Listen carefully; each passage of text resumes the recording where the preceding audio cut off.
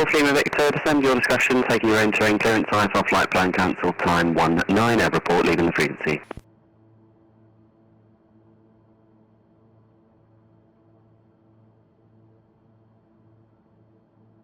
No worries, Squawk Con Security, my service terminates. Goodbye now.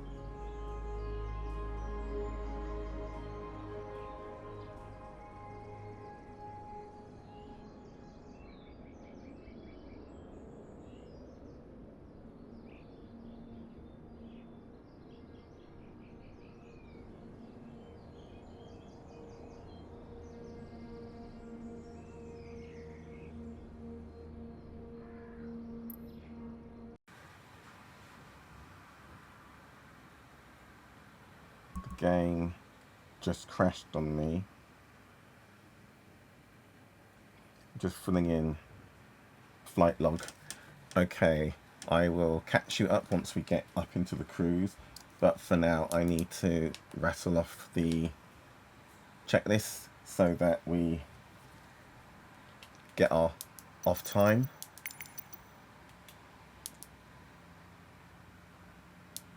Otherwise we'll still be doing this well into the evening. Okay, so I'm going to jump straight into my checklist and then I will catch you up in the cruise. Pre-flight inspection is complete. We are sitting on the ramp, parking at Paris Charles de Gaulle. Emergency lights, we're going to put them on.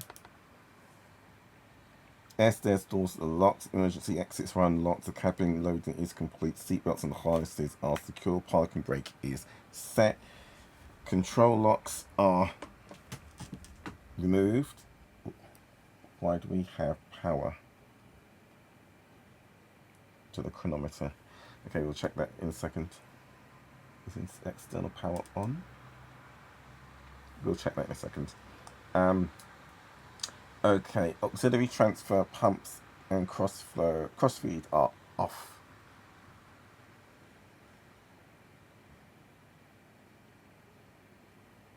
Auxiliary transfer pumps are at auto. Pilot circuit breakers are all in. Battery bus is at norm. Gang bar is down. External power is off. Just checked that. Avionics master is off. Auto ignition is off. AC inverters are off.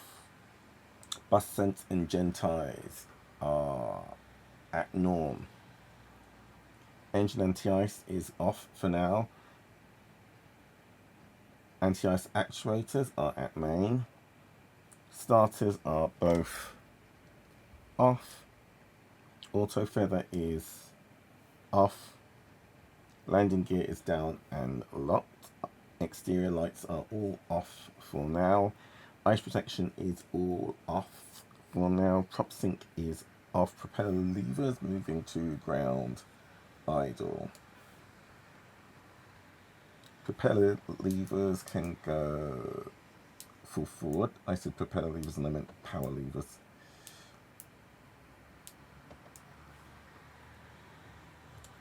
Okay. Condition levers are at cut off. Flaps are up and indicating as up. Friction locks are set. Trims are centered. Oxyman dropout is off. Cabin passenger oxygen is coming on. Cabin pressure mode is in pressure. Rudder boost and electric trim is coming on. Cabin master is off. Cabin lighting, let's put it to dim. Accessories as desired. Fasten your seatbelt sign is coming on. Vent blower is at low. Cabin temperature, going to leave it as it is. Cabin temperature mode, we're going to leave it on off. Aft blower, leaving it as it is. Electric heater, we're going to leave off. Oxygen pressure, 1550 to 1850 psi. Checked. Alternate static air is normal. Co-pilot circuit breakers are all in. Lighting master, we're going to bring it on. Windshield wipers are in the off position. Cockpit lighting, leave it as it is. Microphones are set to norm. Battery master can now come on.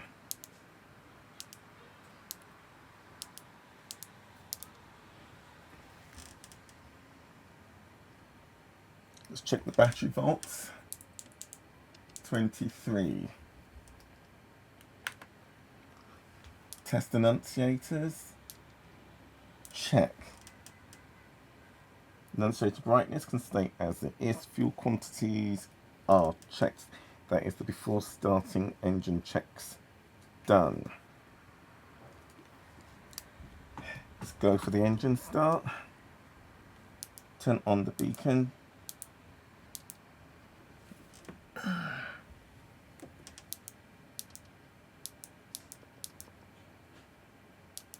Turn it back on. I've heard it go off. Let's clear the prop area. Clear prop.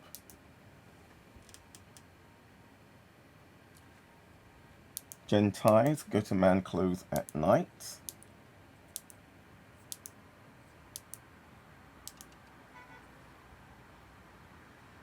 Right starter to start.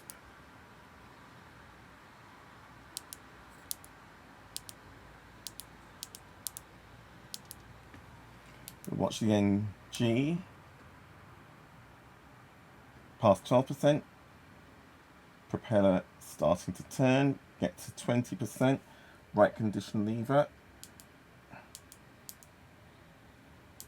Move that out of the way. Can go to low idle. We watch the ITT, make sure it stays below 1090 and 880 to 890. So Check the oil pressure and temperature, both are in the green. Once we hit 50 ng, 50% ng, right starter can come off.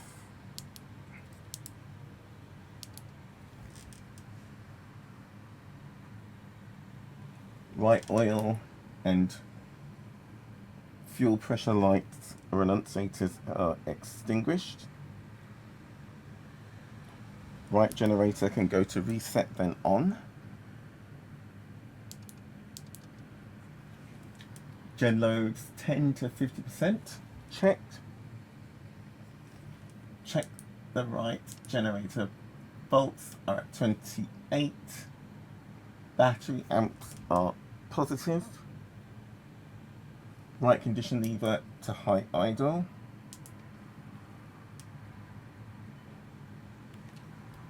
Got that one ground handler, but just in case there are any others. Clear prop on the left.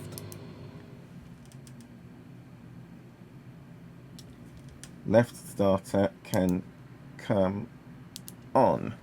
Again, we will watch past 12%.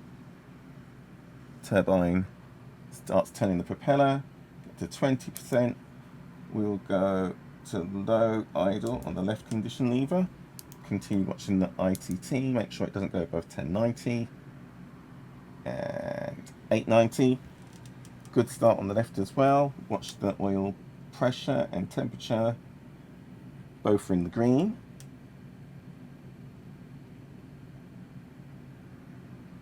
%% ng, check, left starter off. There you go.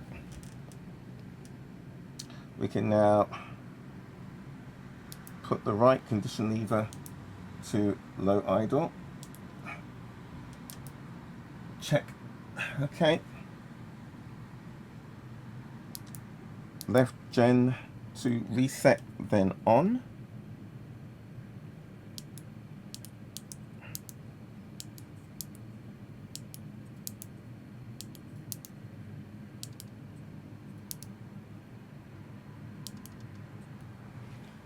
Left DC generator annunciator is extinguished. Check the load is at 10 to 50%. Check the volts, 28 volts, battery amps positive.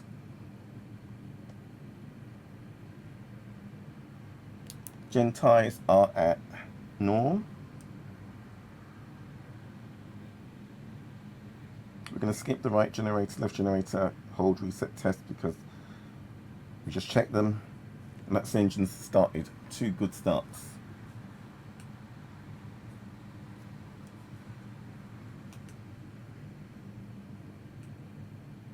Before taxi checks.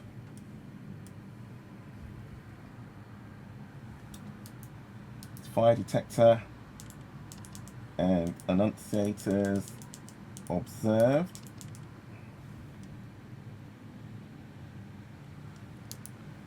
Gear handle light. Checked. Stall warning. Checked.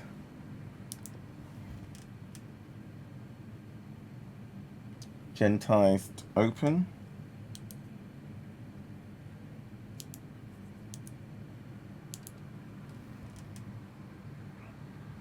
Gen ties annunciators are illuminated. Check that the center volts match the battery volts.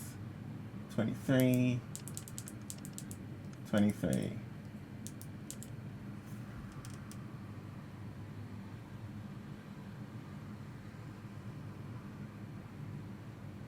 Check the center volts are at 28.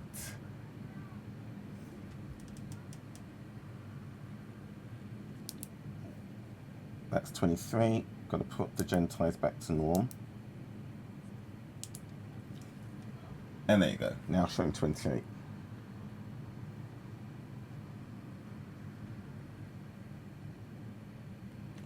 Bus sense to test.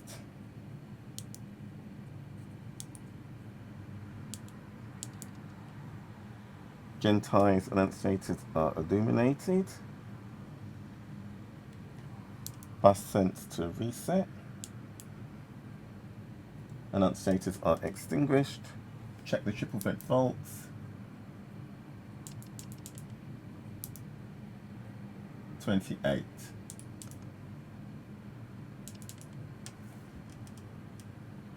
Bleed air valves can come open.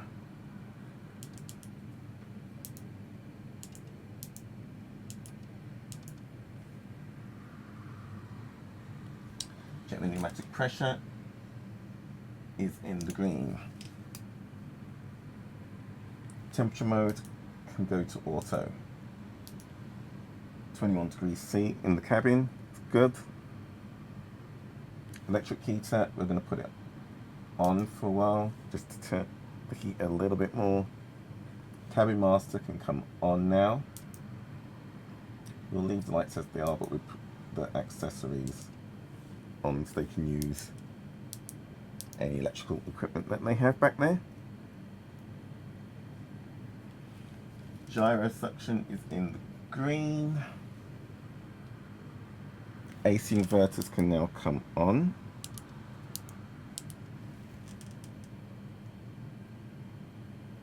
Check the AC bus annunciator is extinguished. Check we have 400 Hertz and 120 volts. Remote compass.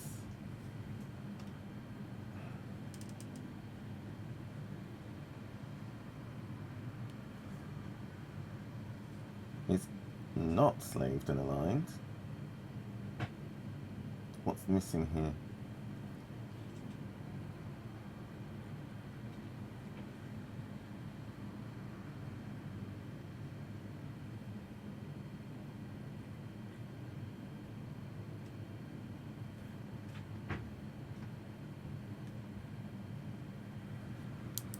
Let's see.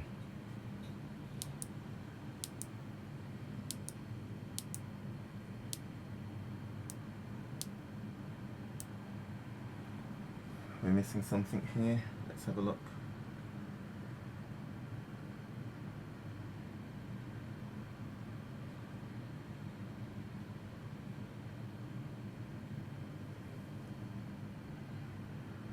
Vent blower to auto.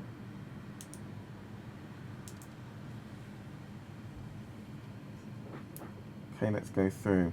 Fire detector test checks. Gear handle warning checked. Gen ties opened. Gen tie annunciators. Do we have to go man close at night? Bus sense reset.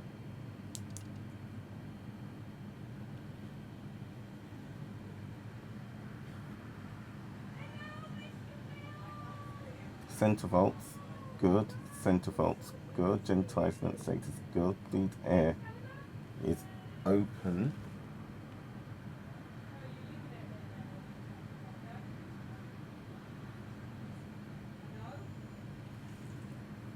Do we have a fault?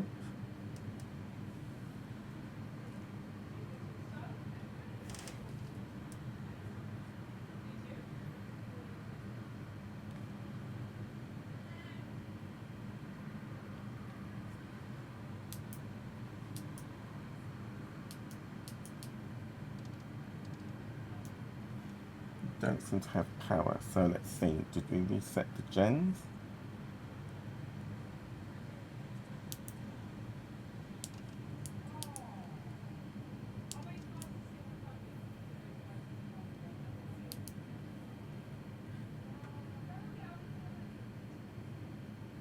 AC inverters, they're on, right? Yeah, AC inverters are on.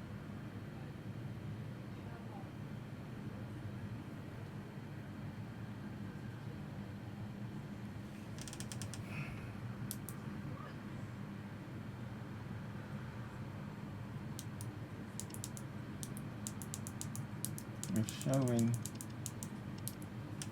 generator load.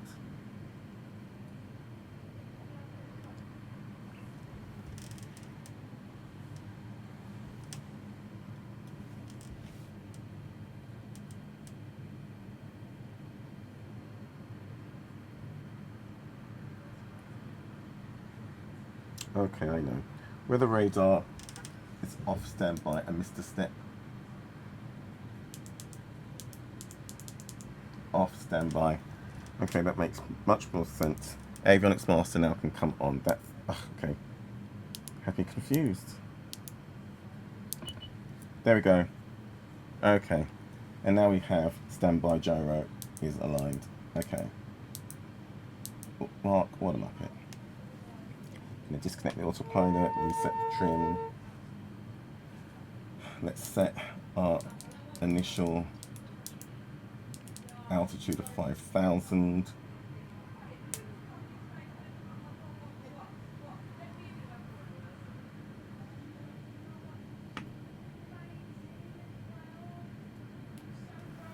Okay. Flight instruments, let's set them. Okay. So, let's go into utilities, fuel planning, turn on the fuel sensor. And for the trip planning, okay. They're all on. Let's load the flight plan.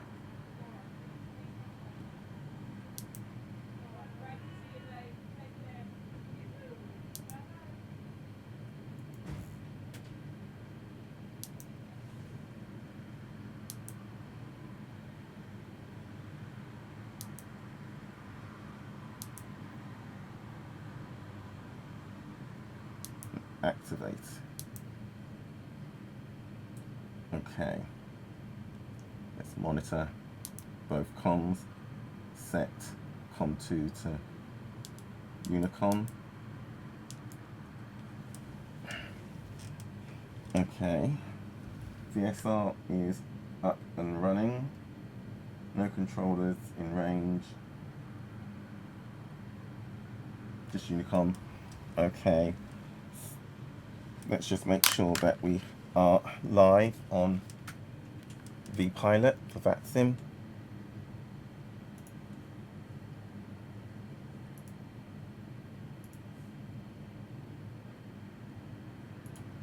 We are now.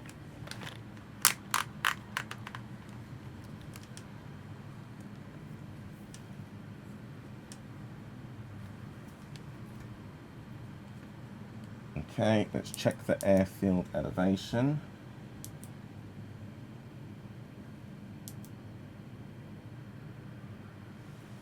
(392 feet). 1021 QNH.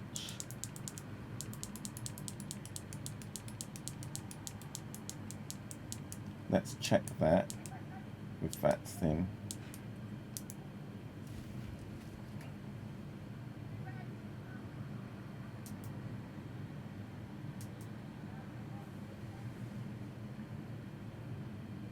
Yep, 1021.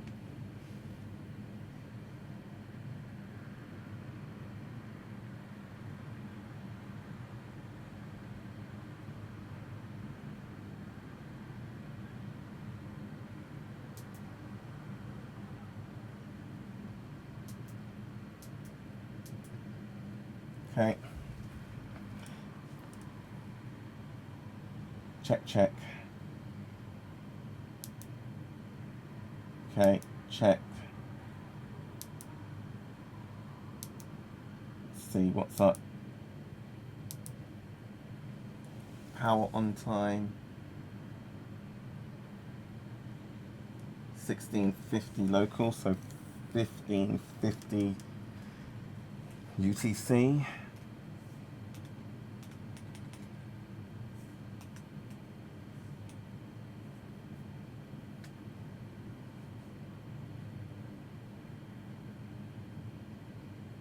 Okay, so we've got 10 minutes in hand at the moment. Pull up our checklist over here. It's much easier to run through.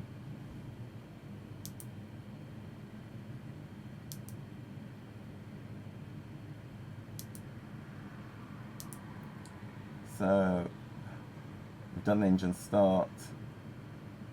We've done before taxi. Let's just make sure.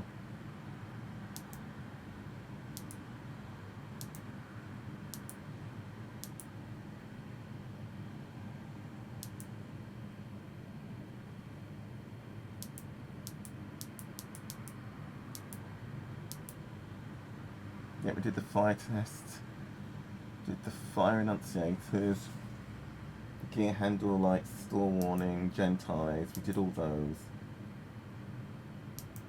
Pneumatic pressure, AC bus, flight instruments we just did, audio and radios we just did. But let's mark all of them and then come back. So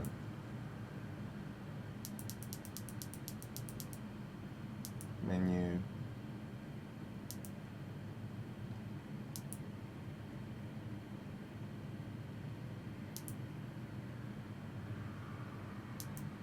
okay, check, check, check. Did all of those. Let's catch ourselves up. Did all of those.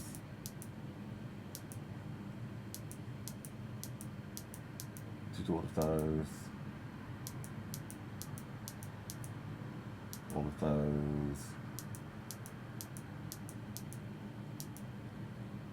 Weather radar, avionics, rope compass, flight instruments, audio and radios. That's what we just did. Okay, Microsoft Flight Software. The Flight Simulator software tooltips are on. We checked those. vPilot, we just checked that it's sending notifications. VSR is up and running. Flight controls are free and correct. Enunciators tested, observed, all is good. Instrument flags are now all good. Exterior lights, we'll put the tail flood on and put the strobe recognition and the nav. We'll also put the taxi light on.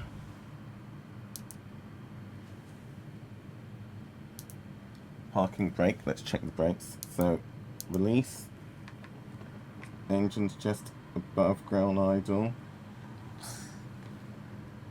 Release the brake.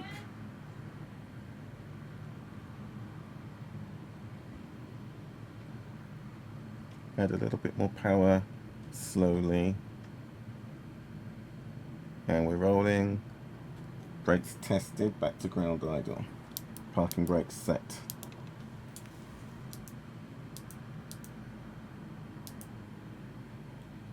Okay, so we're now at the before take off run up. Okay, so we need to get to the run-up area first. Need to get some taxi clearance.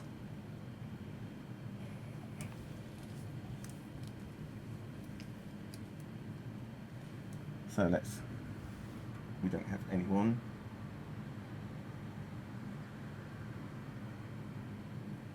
So we will just announce our intentions and then do a run-up.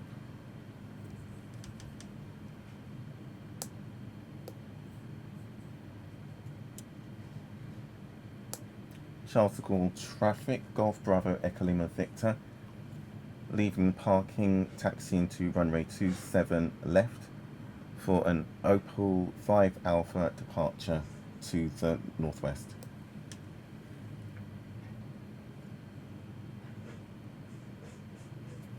Didn't call that on Unicom. So let's try that again.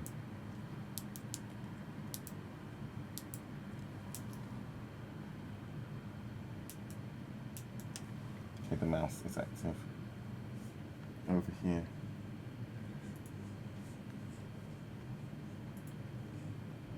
Try that again.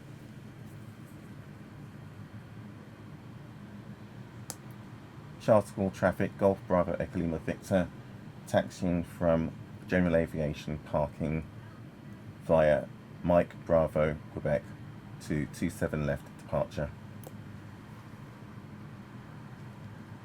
Traffic ILS 26 left établished. Air France 33 Juillet.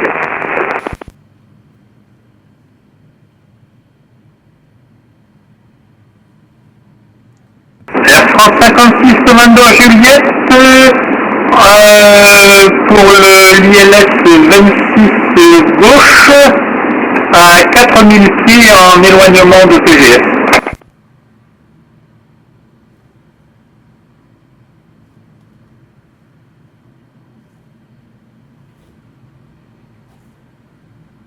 Out for the power car. Just cleared it. And just clear him. Just cleared him. Okay. So nose wheel centered. We'll set the parking brake once we get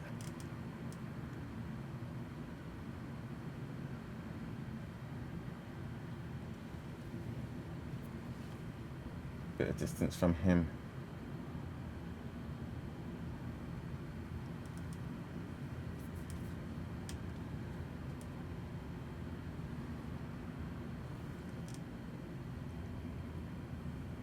Engine's back to ground idle.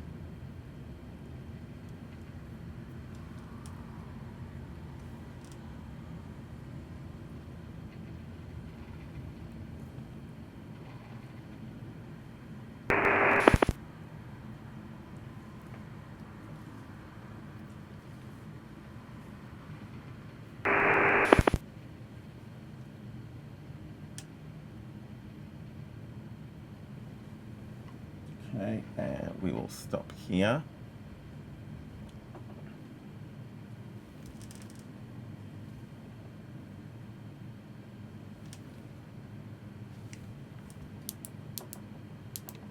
Okay, parking brake is set. Electric trim actuated. Observe the enunciator electric trim cycle. And rudder boost cycle. Observe both enunciators. Yaw damper engaged.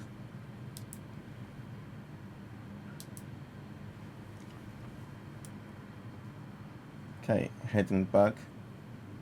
Go 30 degrees left. Autopilot engage.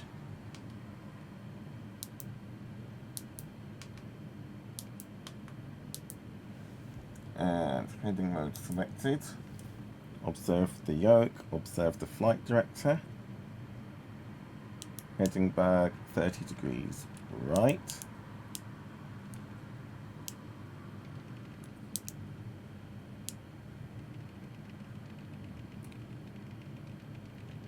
Observe yoke, observe flight director, check, autopilot disengage.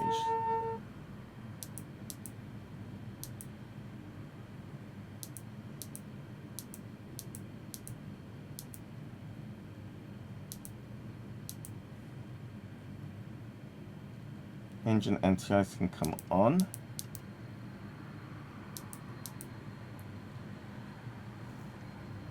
Enunciators observed. Anti-ice actuators are at main. Gonna leave it on. Power levers are at idle. Auto ignition gonna arm.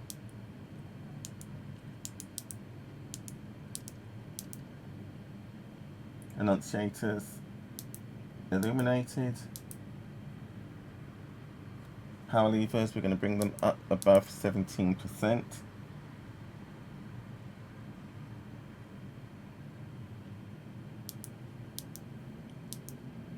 So observe the left and then the right. Auto ignition, enunciators illuminate. Left and there goes right. Power levers back to ground idle.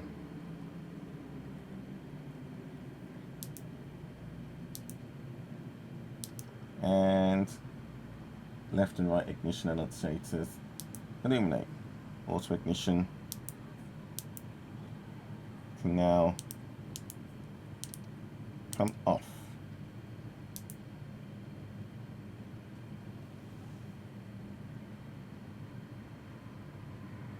prop governor test, we can hold it at Gov, increase. Charles de Gaulle, Air France 56 November Juliet en étape de base pour l'ILS 26 gauche. The governor should hold it at 1600, release the governor, it climbs. Charles de Gaulle, trafic 26 gauche dégagé, Air France 33 Juliet.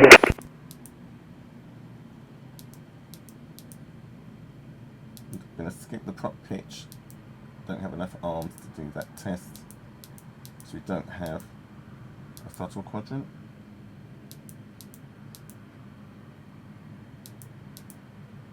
Skip the auto feather. Okay.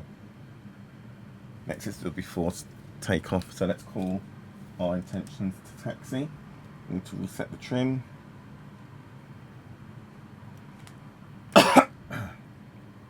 Excuse me.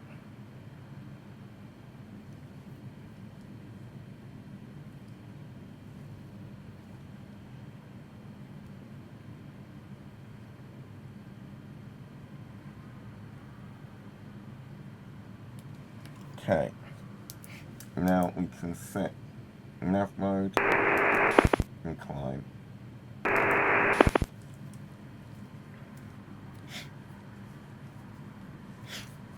Okay. De Gaulle traffic, Golf Bravo Echo Lima Victor, taxiing via Mike Bravo Quebec to runway 27 left. And we can release the parking brake, add some power for some rolling momentum. Just wait for them to spool up. Add a little bit more. And we're rolling. Got to keep an eye out for other traffic. And we're going to go back to ground idle now that we're moving.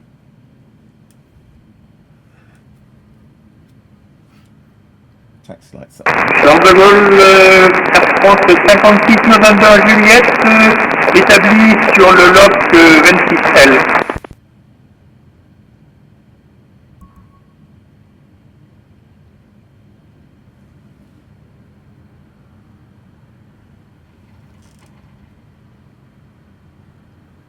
And turning onto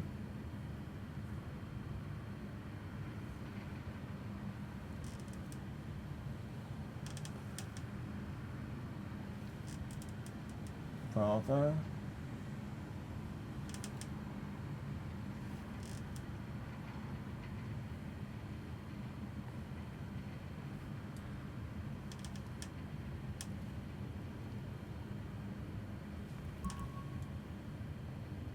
Okay.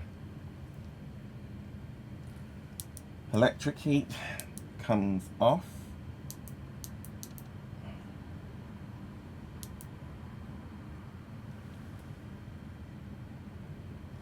Generator loads are checked. Battery is charging. Exterior lights, I'm going to turn on. Landing lights. Anti-ice.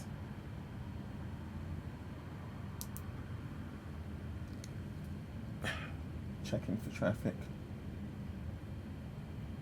Okay, anti-ice as required, so let's turn on prop, keto,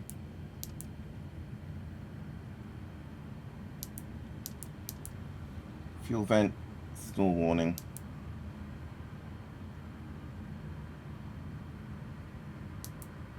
Auto ignition, gonna arm it for the takeoff.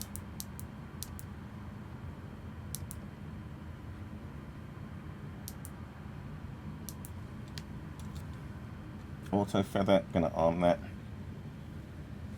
Charles de Gaulle, Air France 56 Novembre Juliet, établi sur le lock à 11 nautiques du seuil. Engine anti-ice is on. Oh, that was a huge climb up that taxiway.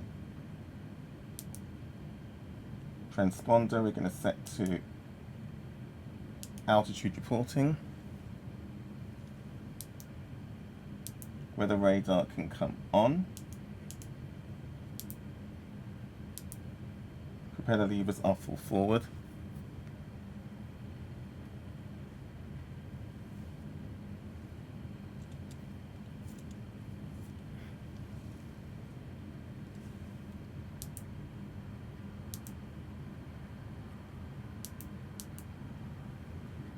Condition levers now can go to high idle.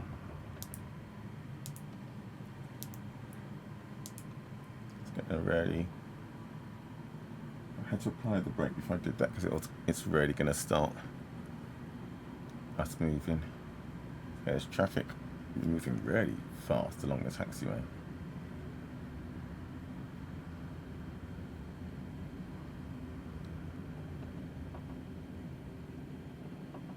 Or is that someone that's really, really low? Hope it's not that F-18 again, that was buzzing. So condition levers at high idle, and that shade says, going to test and observe. Good. We're now ready for our takeoff. Let's get down to Quebec.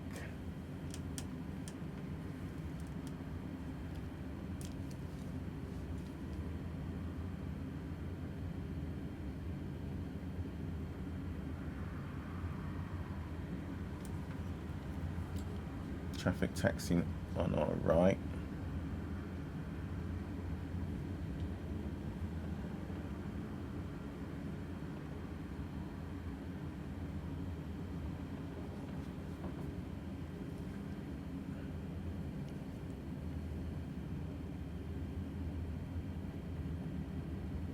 Oh, that aircraft was taking off. That's what it was. Okay, check this aircraft. Addressable, Air France 56 novembre Juliette, 5 nautique du seuil 26 gauche. Just going to cut straight across in front of us. Let's give it some healthy respect. Don't want to get in its jet wash.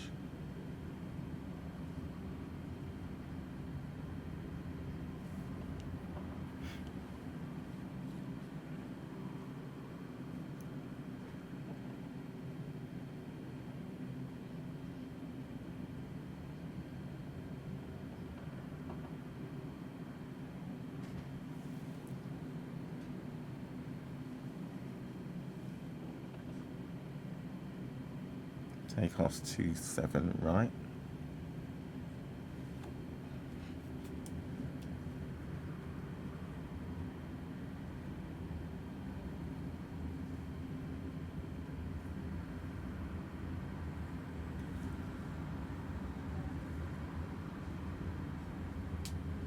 Not sure where they're going, whether they're going to cross over to 27 right or if they're backtracking 27 left. We're still getting up a lot of speed at high idle. So all the way back in ground idle. Okay, that was Quebec. So we're going to take a left here.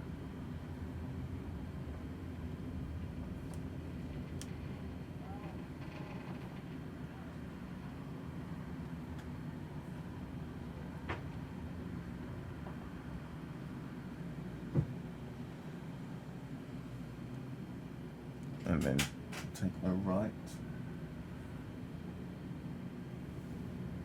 Okay, that aircraft's ahead of us. But let's repay the favour.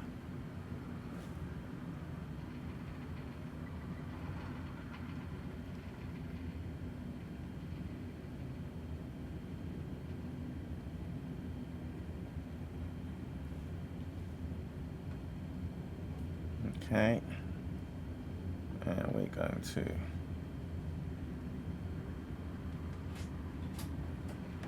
hold short here. No, we're going to go down one more.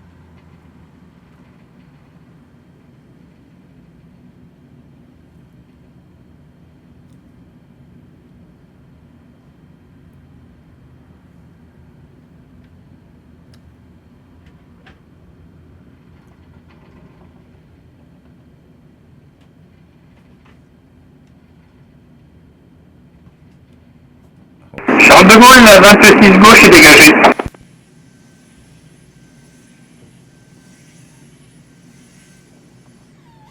Okay. That's now a bit clear.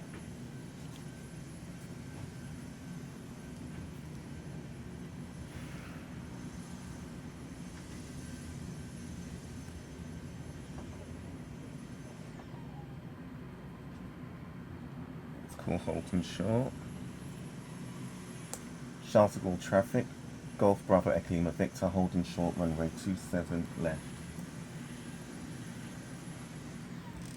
Looks clear.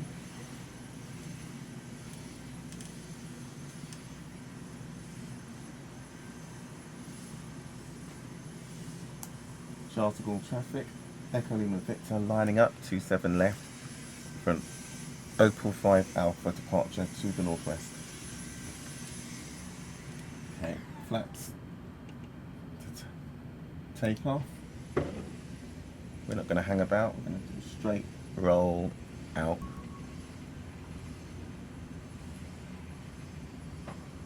Okay, power levers, coming forward.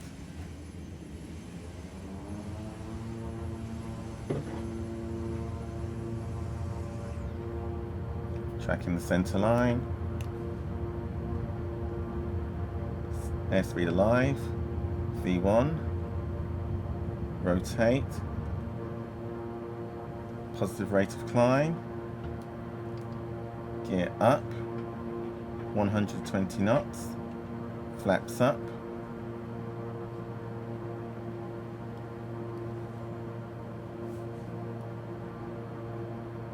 Continue tracking the runway heading.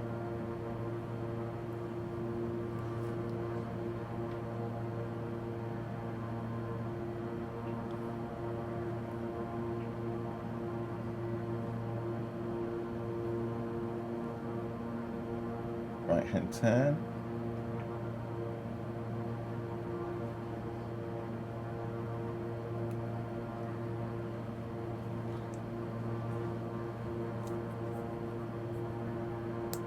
Charles de Gaulle traffic, Golf Bravo Echo Lima Victor, leaving the pattern 2,000 feet, heading 320. Charles de Gaulle traffic, Air France 56 November Julienne, crossing 26 right. Taxi lights can come off.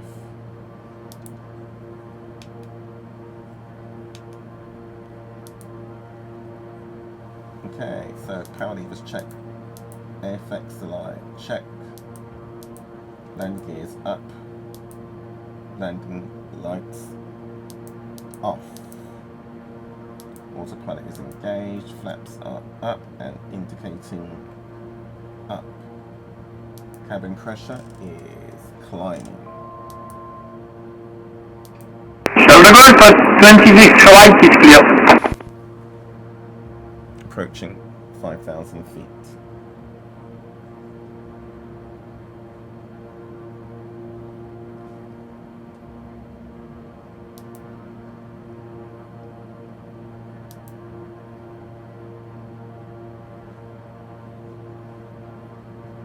Okay, for the climb, power levers, we'll set them to climb.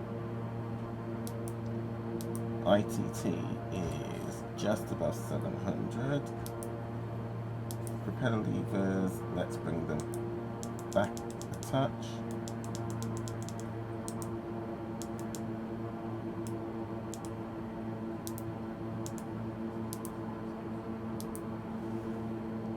Engine instruments are all in the green.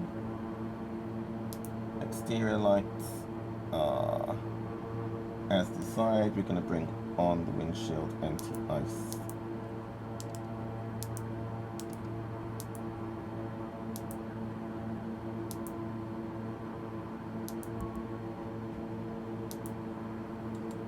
And pressurization is good.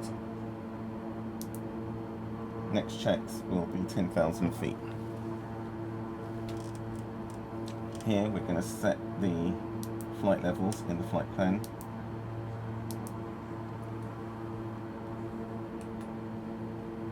So Opal, we want to be at flight level 180.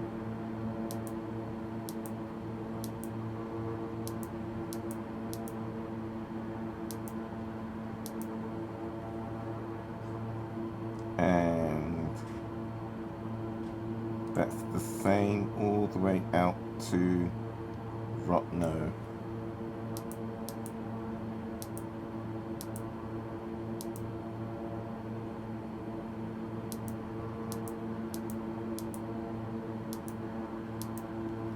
Keep an eye out for traffic.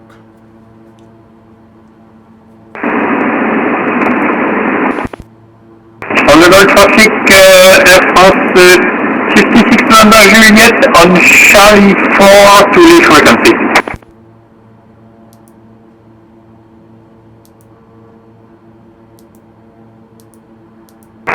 All the traffic on 483 Bravo 7, establish runway 24.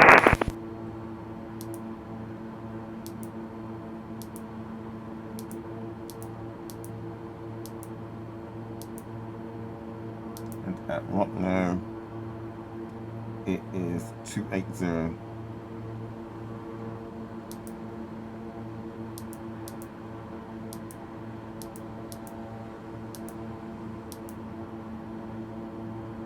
Same for EGBO I.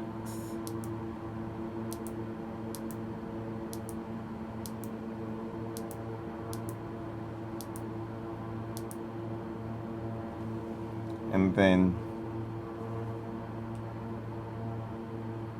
it's 280 until Biggin Hill.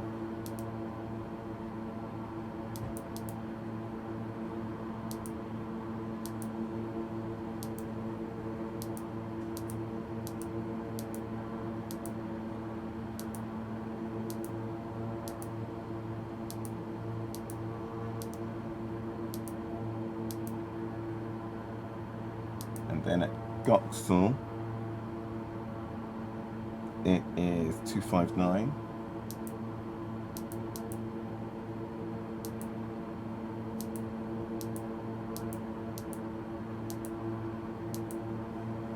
Down to 240, top of the descent. 230 Nowry.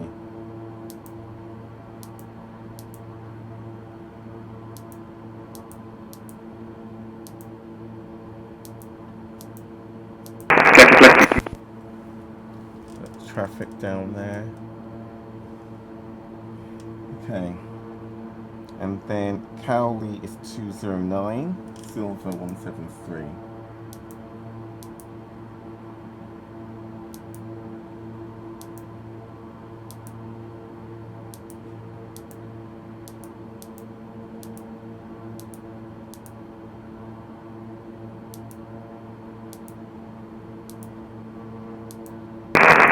Traffic is specified positive rate, established on the IRAP 27 rate, 120, to go traffic. And then at Finma it's 150121 at Daventry.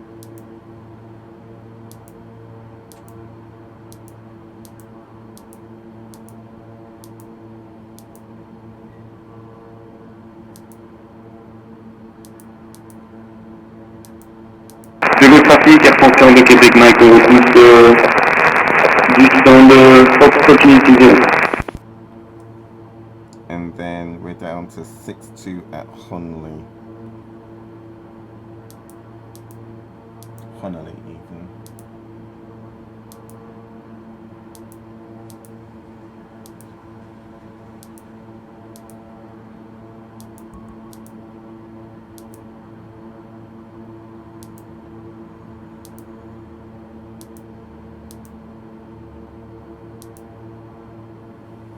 Okay, weather is, I was going to say it's much clearer than it was when we tried to fly earlier.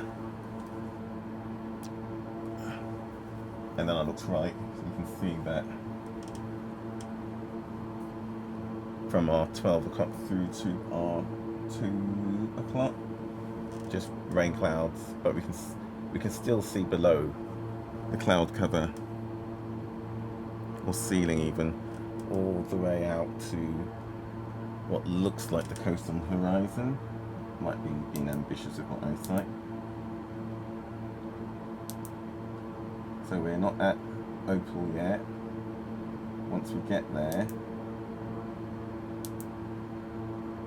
we can go up, well, we can start climbing to be at Opal for 180. So let's set that.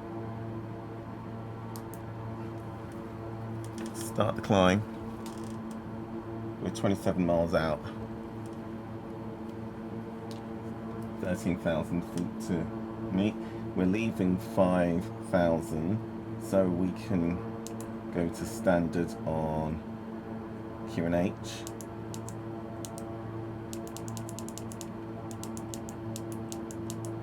5,000 was the transition altitude for De Gaulle, or 6,000 was one of the two. We'll soon then be passing through 10,000 feet, and we can do our 10,000 feet check, which will be turning off the seatbelt sign, checking that the cabin pressure is climbing and is under control. Yep, checking, so the closest we have is Maastricht control, 140 miles, so we're not going to be entering their airspace.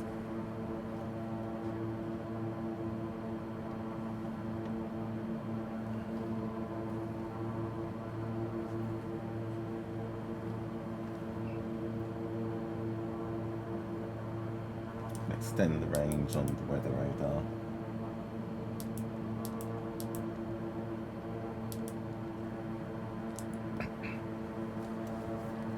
Okay, so whilst we're still on Unicorn before we enter into London control, how did it start? So it started the day, this is the flight back from Paris Charles de Gaulle, and we just had the, round 3 of the 1954 season of the Historic Sim Racing Organisation's Gold Star. I was in the 2 litre, it's Le Grand, so it's a circuit that won't be called, the 24-hour one that has licensing agreements. But I didn't really have a good feel all the way through the week running up to the event, and couldn't get into the groove, but then got in right on time. 10,000 feet, let's do the checks. Fasten seatbelt can come off.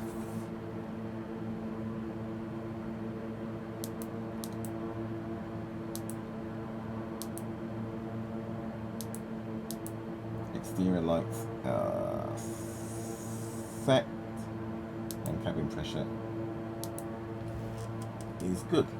So the day before, I started to get a little bit more into the groove. I'm going to take our off time. So let's see. So out 17:22. That was local. So that's 16:22. Off is, so power on at 17:22. So 16:22. 15:22 even. No, that would, yeah. Power, oh no, 44 minutes ago.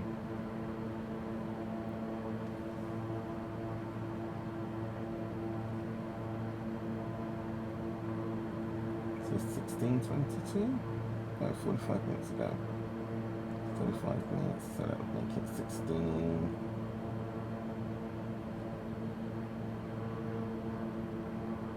Actually, like 15:50. Yeah, 15:50, exactly what I've got. So we're going to take that as our off time then, 17:22, so 16:22 off. So 2 minutes behind schedule. Okay, then all that's trying to do is just trying to confuse me.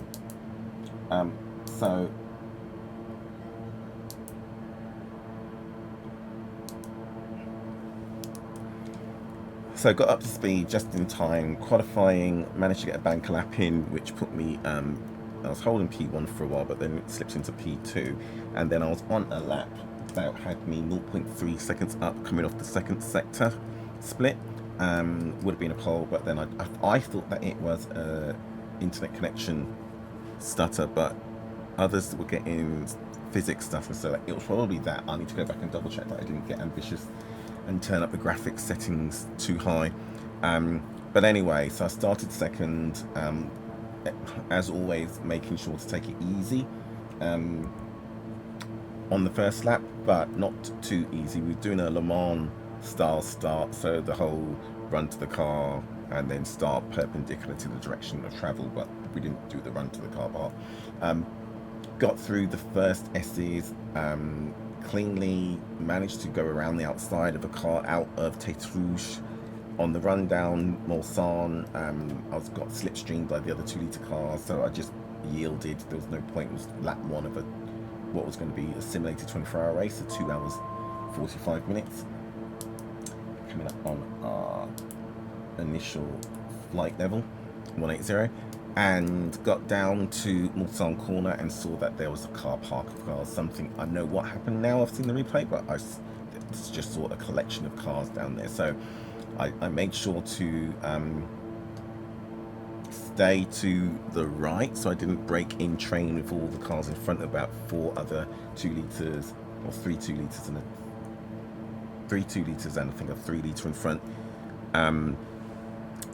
Traffic down there are 10 o'clock low, just skirting across the cloud cover, and so I made sure I took the right lane so that I didn't accidentally hit anyone if I broke later than them or didn't break enough. Skirted around the traffic that was righting itself right on the apex, and was then on the run down towards Indianapolis. Saw a red car on the right hand lane, and it didn't register that it had that it wasn't right. I just thought that maybe it was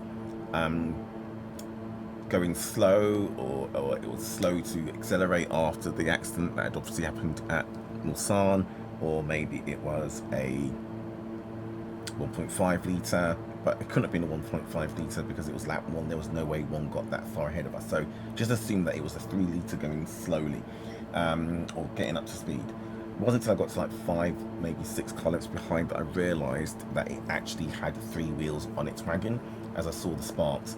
I tried then to just drift left, not to do anything too erratic, because in these cars anything too erratic results in a shifting weight, and the cars don't like the weight shifting around too aggressively. But then as I started tracking out to the left to just, you know, ease my way around them, I saw that at my 11 o'clock, obviously I could see it before, but there was my teammate Christoph in another 2 litre, so I had to wait for him to pull away a little bit so that I could just slip in behind him.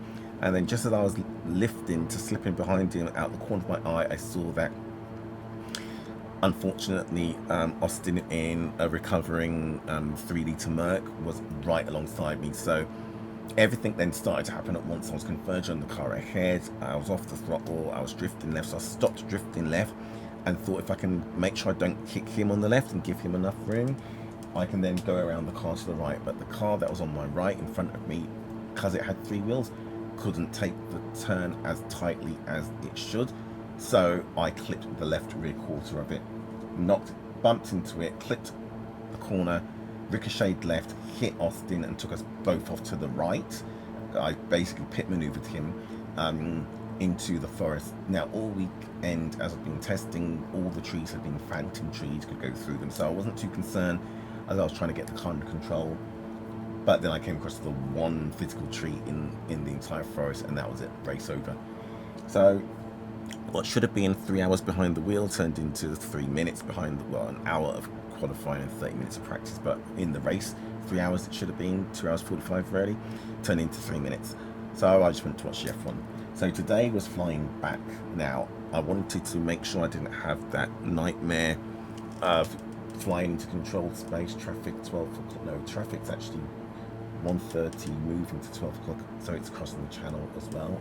As I didn't want to encroach into controlled airspace and VATSIM, so I took the advice of the supervisor who said I should get or try VSR, which is amazingly, is what I wanted the entire time. I can see which VATSIM controllers are on, and it can connect in with vPilot so that I can just automatically see which frequency I need to tune, or if I get a text message from them, not only will I get the tooltip from vPilot, but I'll also get a notification from VSR. I made sure that I spent the time updating the checklist. Speaking of checklist, we're at flight level 180, so we've already done standard on the altimeter. Pressures, still a bit of climb, but should stabilize soon. Next check is the descent. So I added into the checklist that I've got in here for the King Air. After the radios and comms check, I added in additional checks just for myself to make sure that the software tooltips in Microsoft Flight Simulator are set so that those pop up. That also that I've checked that I'm connected to vPilot, well, connected to VATSIM via vPilot, and that I checked that I've started VSR and it's up and running before I started Microsoft Flight Simulator. So I put in 3 more layers of radio comms checks to make sure I could jump back in and get back onto VATSIM. I didn't want to have it knock my confidence and not do another VATSIM flight. It was the whole fall off the horse or bike, get straight back on. So everything was going well. I spent an inordinate amount of time on the ground just making sure, because I wasn't getting any audio, any traffic on any of the channels, and that's what I had on the last flight. That made me think all was well. So I just did like redundant upon redundant checks to make sure that they were all up and working, until finally, maybe like 30-40 minutes of sitting on the ground doing those additional checks.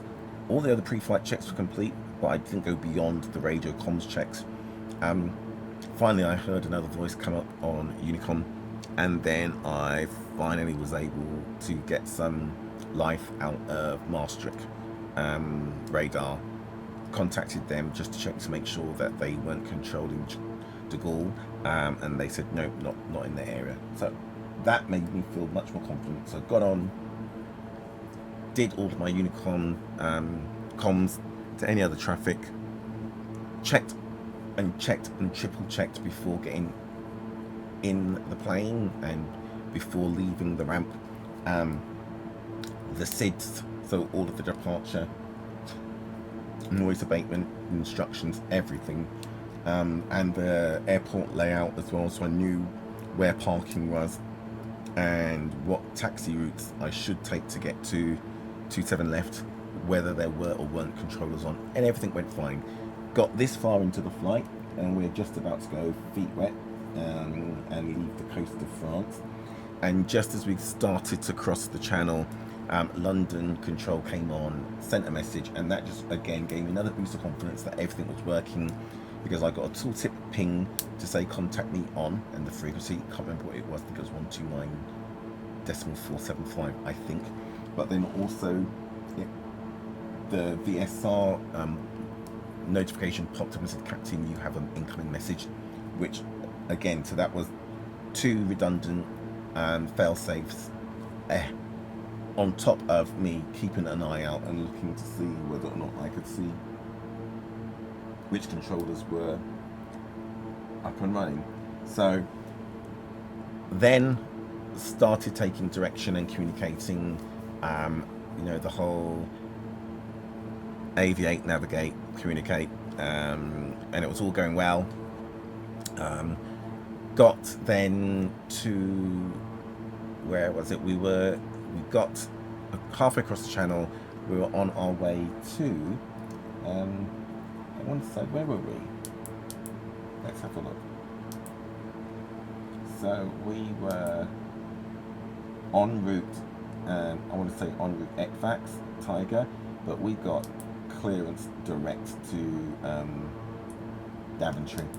So it was then as we got across the London FIR that frames dropped to like 8 frames per second. And I wasn't sure what had caused it. I had no idea what had caused it. I recognise that departure. That's a Bristol departure. The Horfer Alpha 1 X-ray. Yeah, so everything just got choppy. So I still managed to communicate with ATC all the way through it, take all of my clearances, got to the point where they handed me off to my own recognizance, because there was no service post Daventry. I got all the way to Wolverhampton, again 8 frames per second. Still managed to enter the pattern above the field, and call out my intentions to any traffic that might have been in the area on Unicom. A left hand pattern, even at 8 frames per second, I still managed to fly the pattern, get on the final approach, get on the ground, no issues. We had a long rollout though, but that was again because with the frames, I think our touchdown speed was high, even though we were at idle, so we almost ran off the end of the total runway available. We went into the threshold, but stopped, taxied in, all good. So that's the end of the flight. I forgot, beginning of the flight, climbed out, and the landing gear warning light was on, even though it was in that position. Didn't see any other enunciator issues. I looked left and I could see the left gear was out of the bay, doors open. Cycled the gear handle up and down, nothing. Checked left, no circuit breakers popped. Checked right, no circuit breakers popped. Checked to see if there were any faults that I triggered in the module. None. And then again, this is when I think and feel I'm doing things right.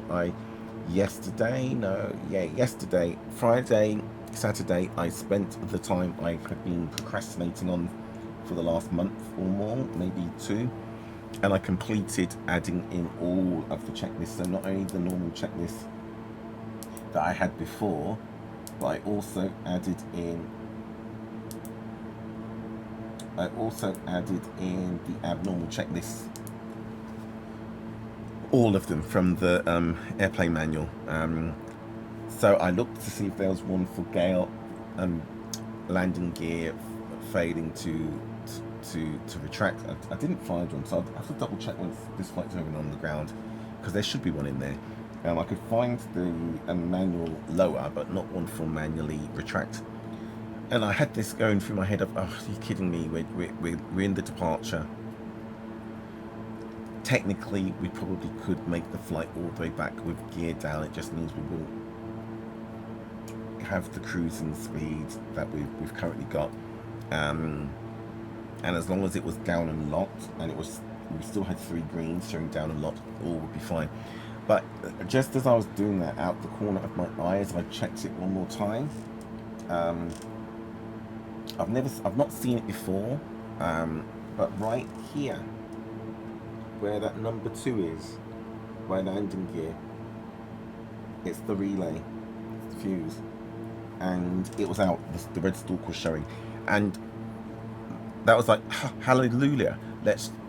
So we have had like a fuse pop. Pushed it, cycled the gear handle again, gear retracted. So that was how our flight started. I say flight started, on top of all of the comms stuff, and on top of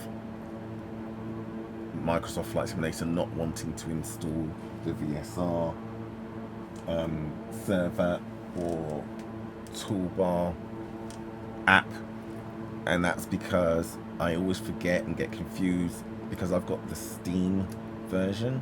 My community folder is in the Steam apps folder path, not the this PC user and roaming app data path, but because I've got stuff in both folders, I never know whether it's the right one or the wrong one, and so the auto install from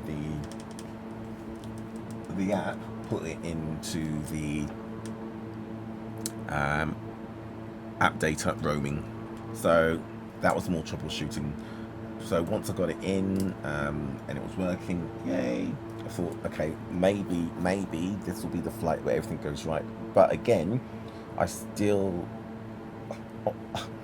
out of all the things I give myself a hard time for, I still wanted to acknowledge to myself, for myself, that I didn't just rush either. A, to get into the air, I put back my off block time 3 or 4 times.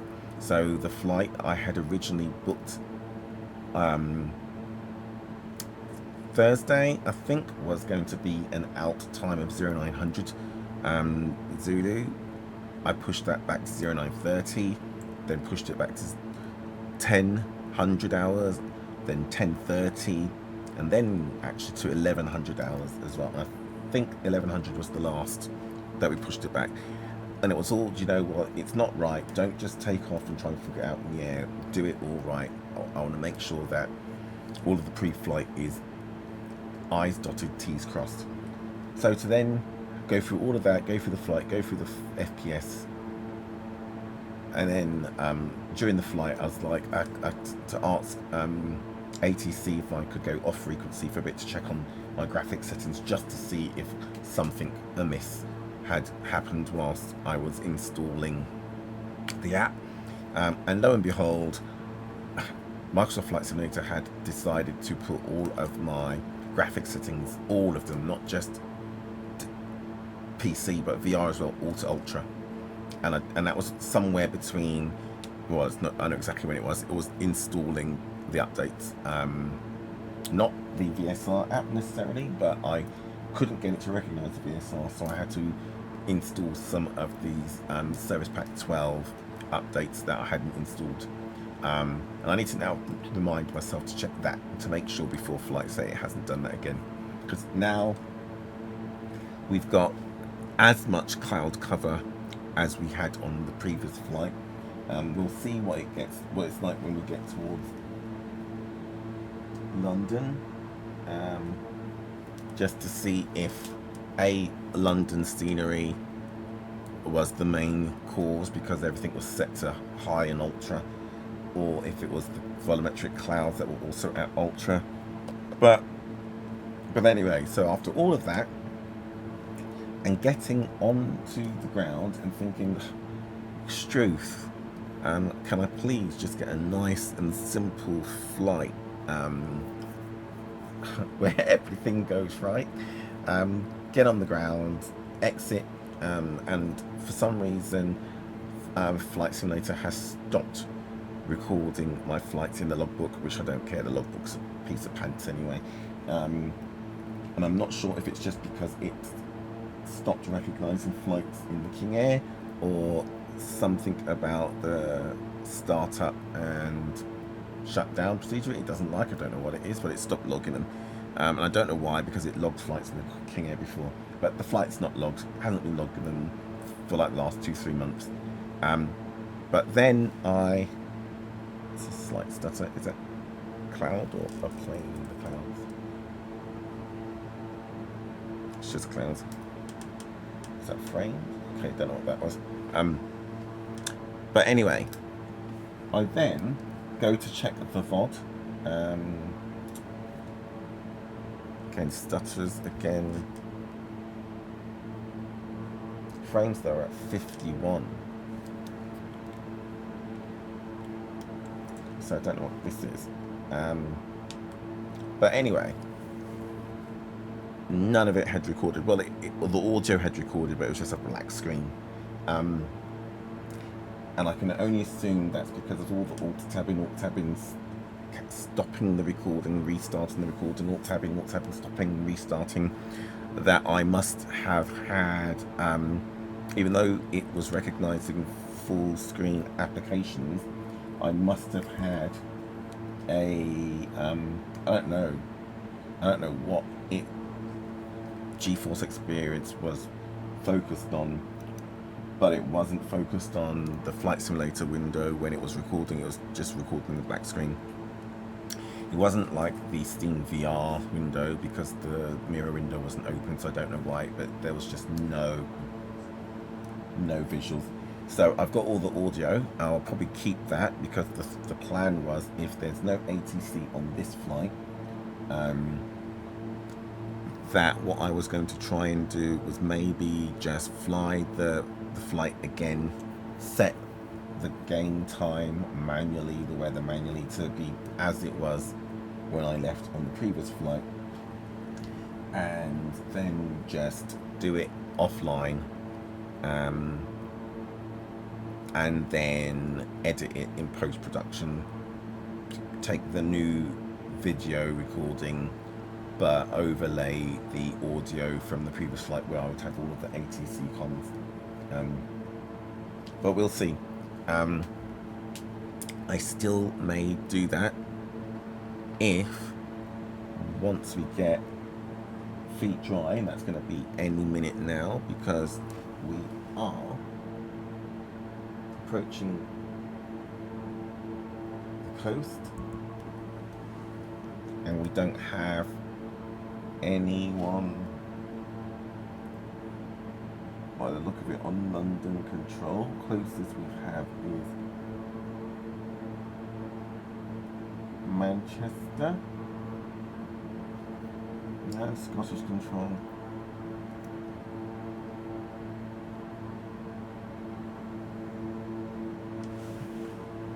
No, we've got Swanwick. That's military. So, Unicom.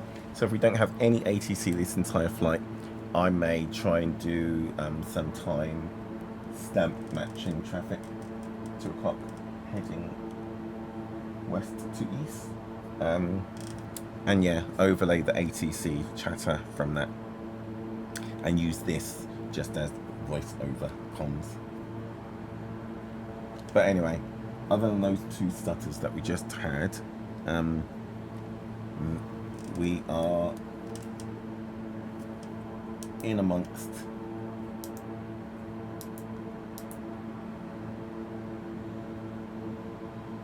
well, radar's looking pretty clear actually. You can see visually that we've got some rain clouds down there. Whoa. Not only can you see it, we just hit some turbulence, which makes perfect sense. Oh, and there you go, some more.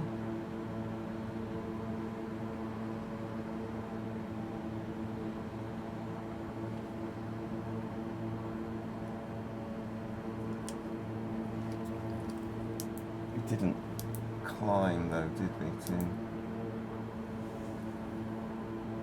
Could have climbed above this. Let's do it. Let's get up to 240 if that's what we had. Anyway, it's just that on the earlier flight. At this point, London Control just gave us a direct to Daventry, and we didn't get any additional climbs.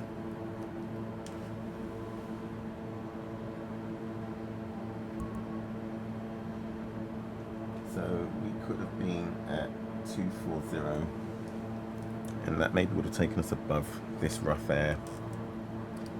Could have been up at 260, but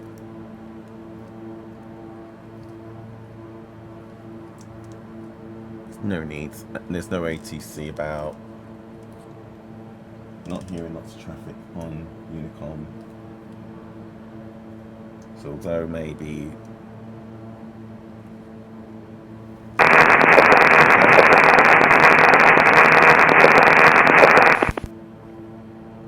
speed up.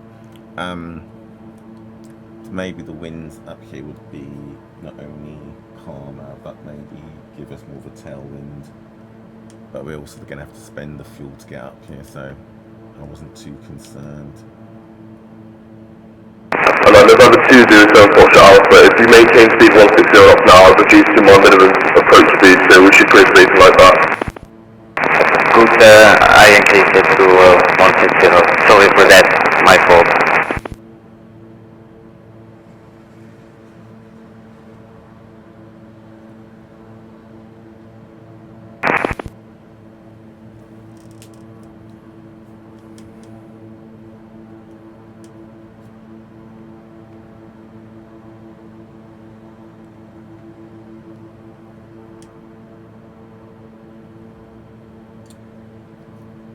November 207 Foxtrot Alpha, what will your final approach speed be?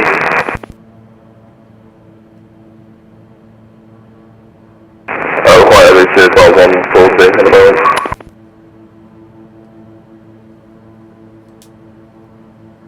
Okay, roger that. 3 miles I will be at my final. Still going 160, but that's the moment when I'll be slowing down. Ethan.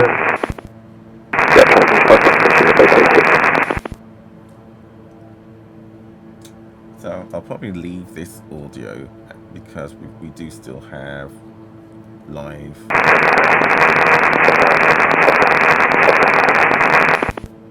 chatter on Unicom, and it wouldn't really work now that I overlay.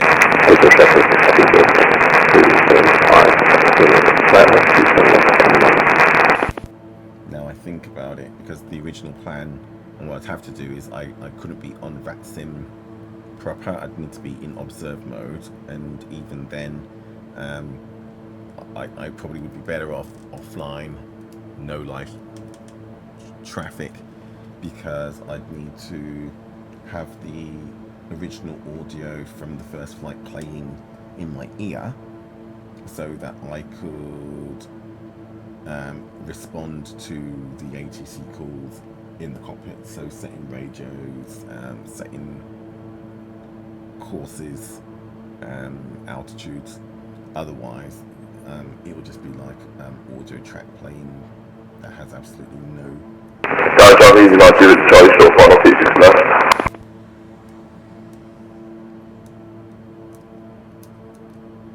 Okay, so it does appear to be a bit calmer up here.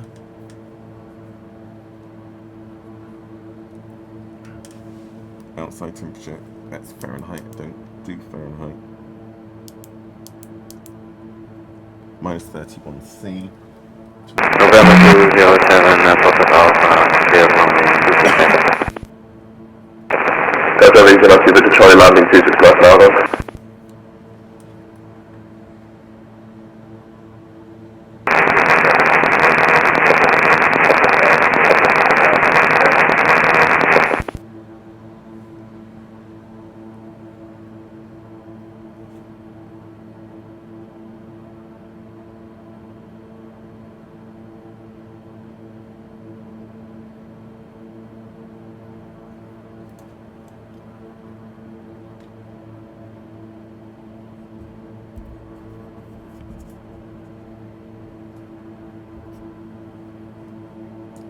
Okay, so 11 miles to Biggin Hill. Go traffic easy, 370 Foxtrot is lining up on 26 left, scout traffic.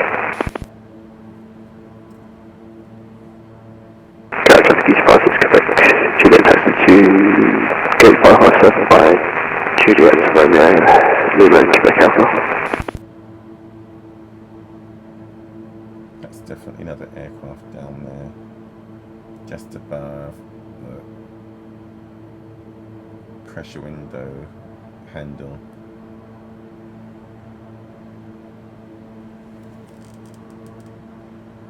And oh, look at that.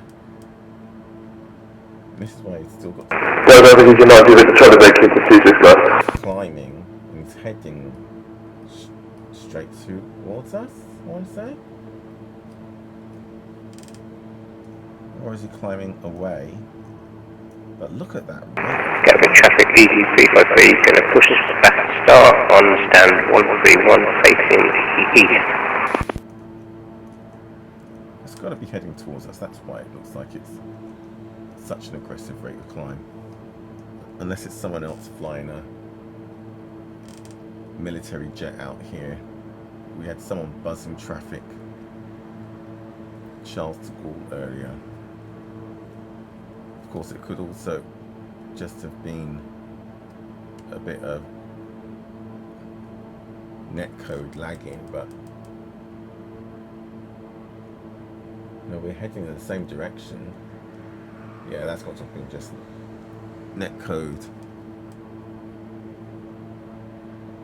because we're heading the same direction.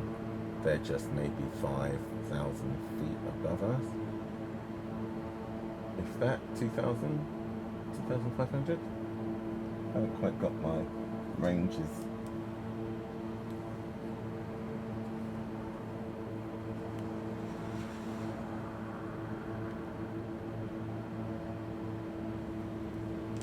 Well, that also could have been it's just somebody logging back in to VATSIM. They might Okay, copy D23785, clear the runway 227. and reconnected. Okay, there we go. Weather showing up on the weather radar now.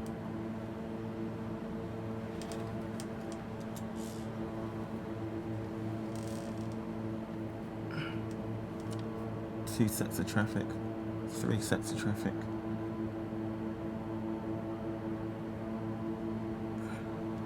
Gatwick traffic EG87 runway Quebec, 10 miles, ILS 2 kilometers. Okay, 6 miles to Vauxhall, then 30.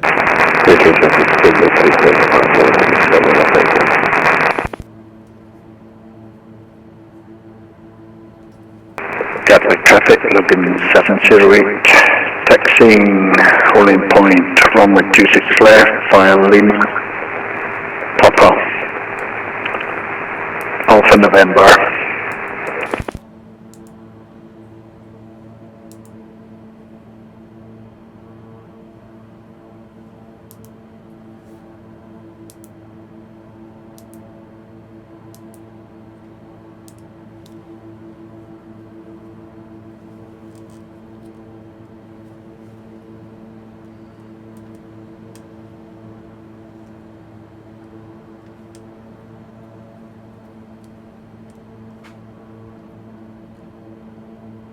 Other good news though,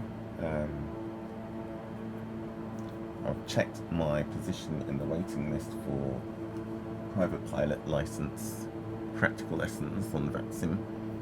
And the last time I checked I was at 96, I think, or 97, which compared to the 146, 147 I was 6 months ago, it's quite significant. Okay, let's check anti-ice because I think we're going through cloud cover that may have some rain in it. It's all still good. Cabin pressure is nice and equal. Gyro, pneumatic, and oxygen pressures all looking good.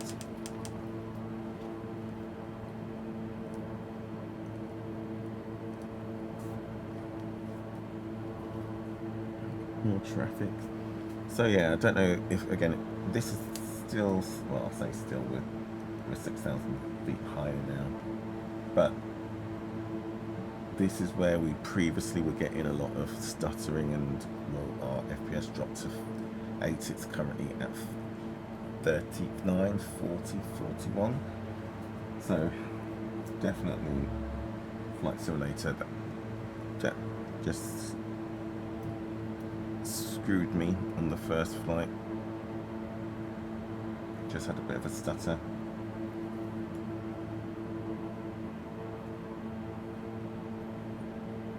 Getting dark in here now as well.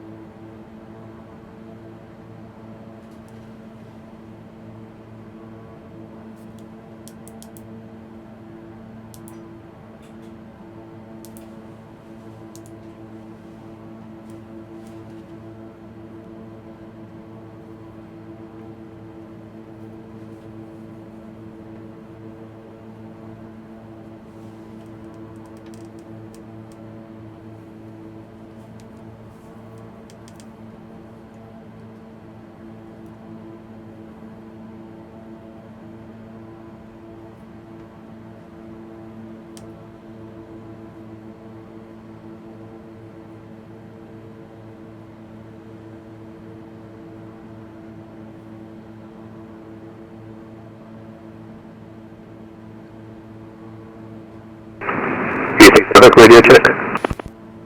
555.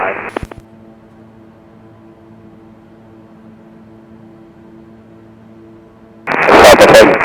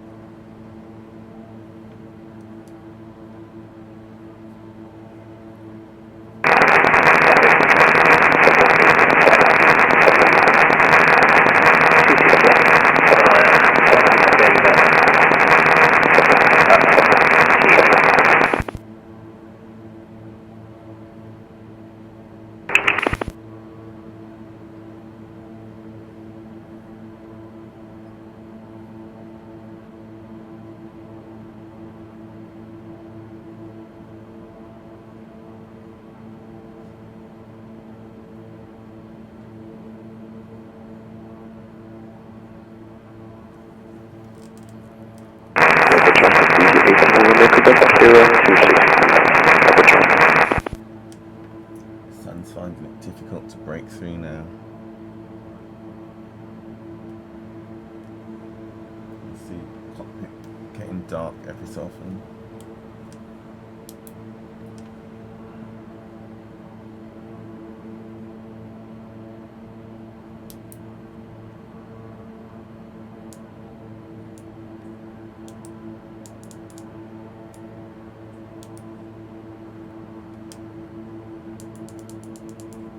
So traffic, Logan 3 November Alpha passing runway 27 right from Alpha 4.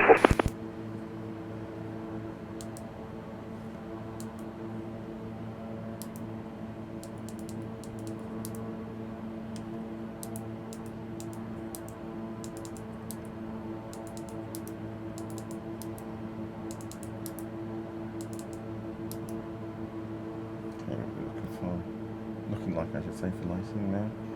Okay, that's better. Still look at all that. That's what we're flying over.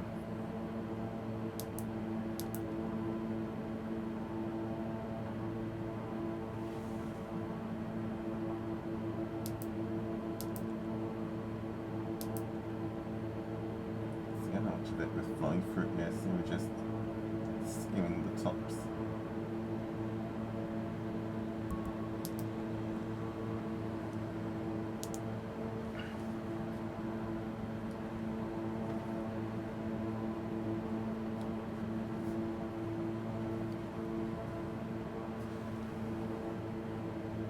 Okay, 10 miles to Norrie, then 7.6 to Cowley.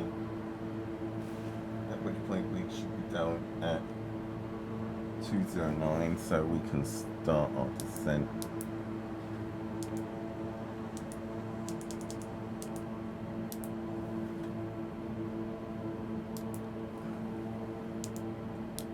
Going back on the power to flight idle, so we don't overspeed the airframe.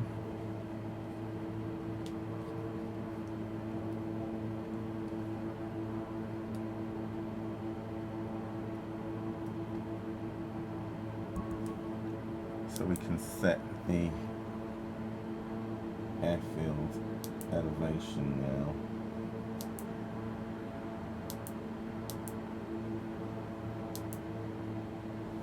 Which is 283.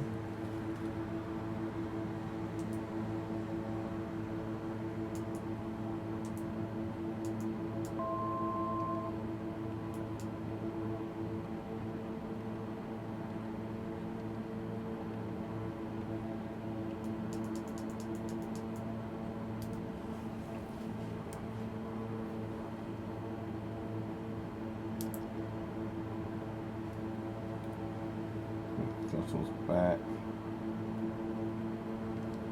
level out.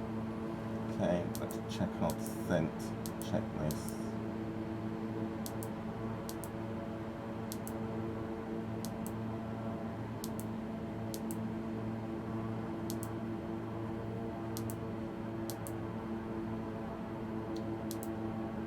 Okay, let's cruise, through cruise, to pressurization. is now descending. Farnborough traffic, Hotel Bravo Kilo Hotel Romeo 505 November confirm. Farnborough traffic.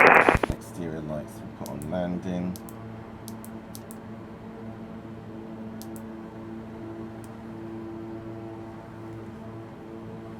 Ice protection is good as it is. We'll need to find out the local altimeter. And we'll put on the fasten seatbelt sign.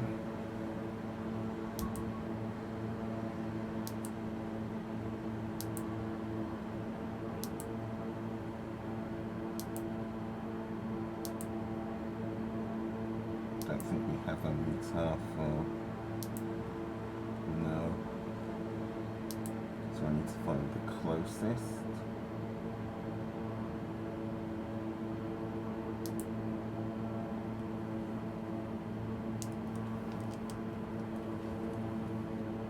And so we can go with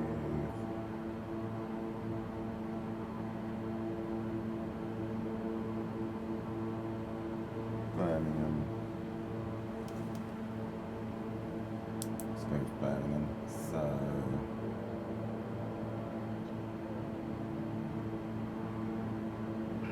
yeah, we've already done it. Although for silver we need to be down at 173, so that's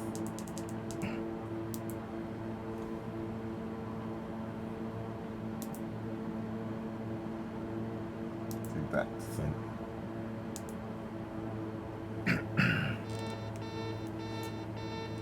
Came back too far on the throttle.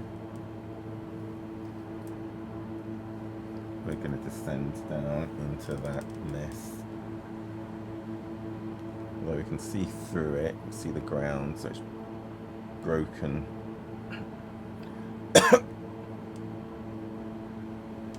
Probably more accurate to call it overcast, but yeah, just as you can see out the window and affirmed by the weather radar.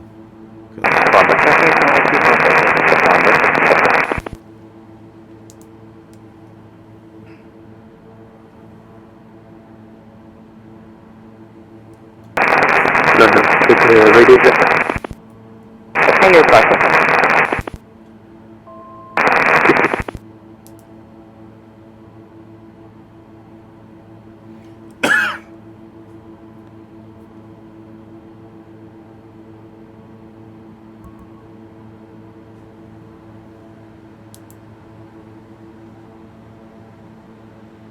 Let's see.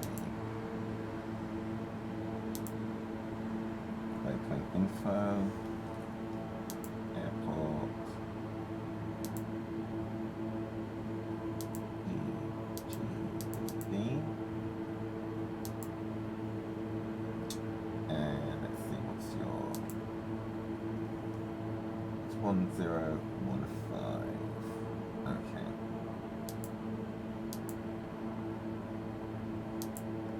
So let's go 1015.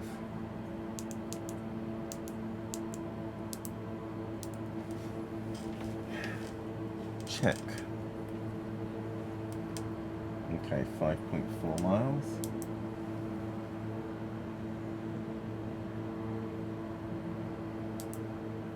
So after Silver, which is in 4 miles, we've then got Finmer for 9 miles, then Daventry 11 miles, Honolulu for 22.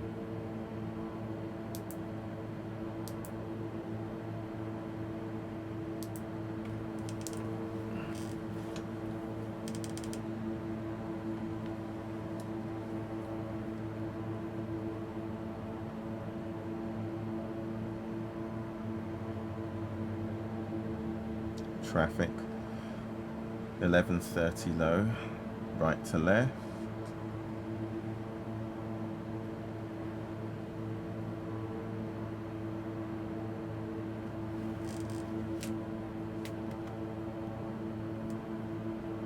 Traffic alert.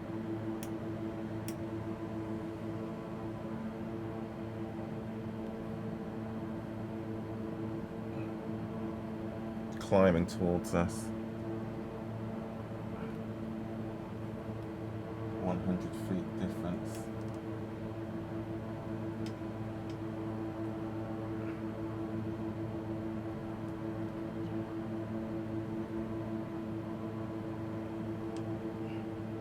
now 200 feet above. It's not that one.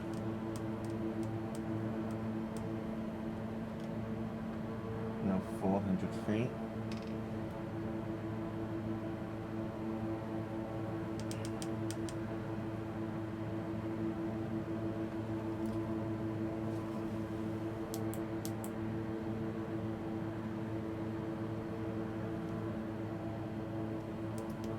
At our 10 o'clock somewhere.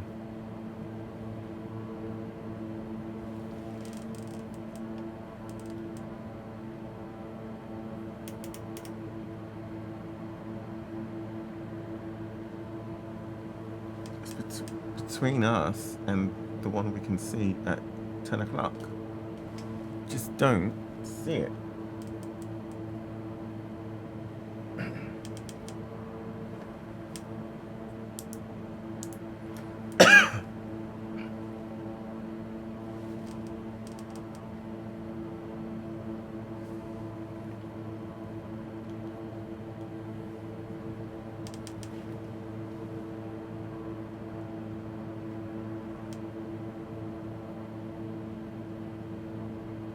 Okay, 3 miles to Finmar.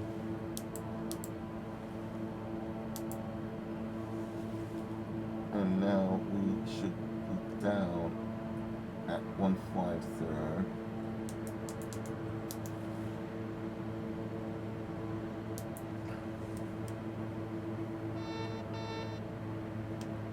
Again, too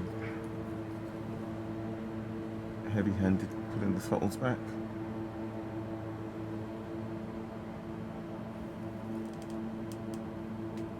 Okay, so we will be at 1500 above Finmar, or passing through Finmar. And then we need to go down to 121 for Daventry.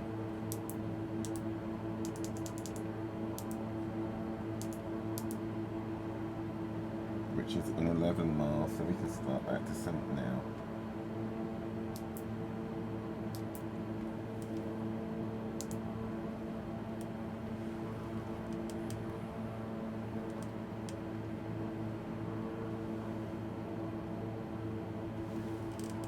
And then it will be 6,200 feet by Honolulu.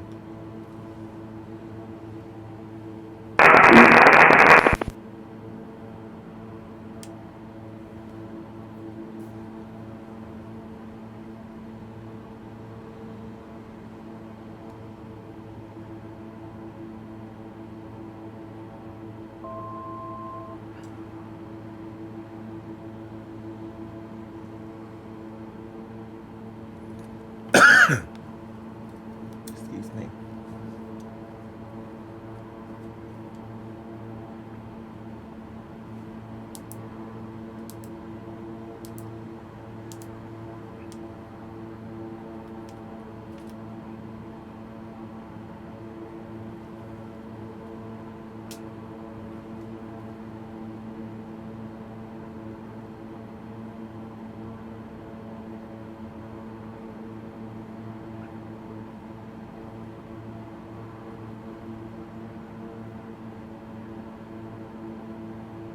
Okay, 4 miles. And we have 22.8 mile track to Honolulu, 298 degrees for us to get down to 6,200. Traffic, 10 o'clock. Moving right to left. You just make out the recognition lights through the clouds.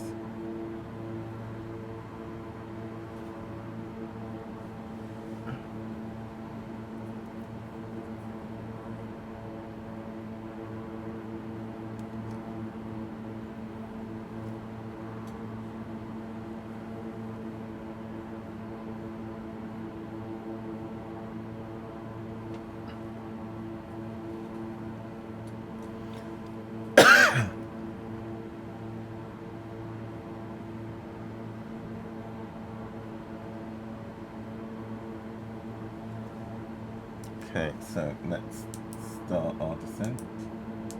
down to 6,000.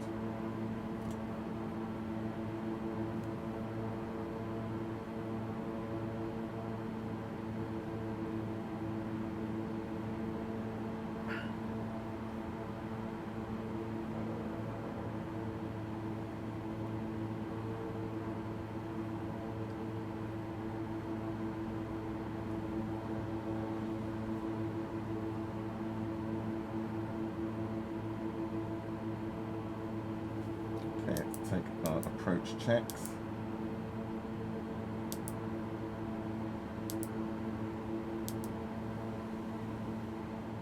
Exterior lights are set. Life protection is set. Cabin pressure is descending. Fuel balance checked. Flaps don't need to go to approach yet. No smoking sign, and fasten seatbelt is already on. Minimum decision altitude. Let's put that. Traffic, 11 o'clock through the clouds to 500. Radar altimeter is set for 500 too.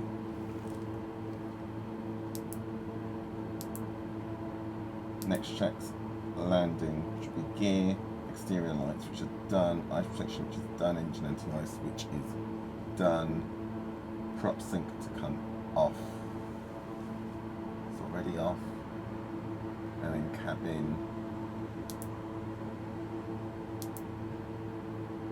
pressures, which we checked,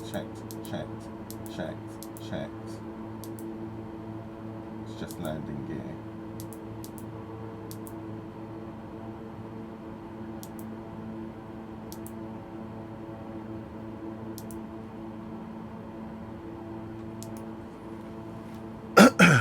We are 100% IMC right now.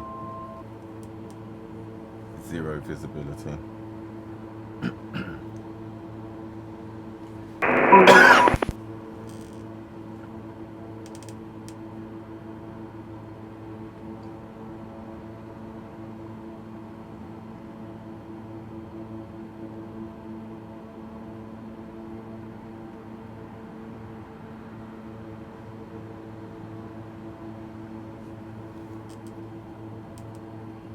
Okay, 10 miles.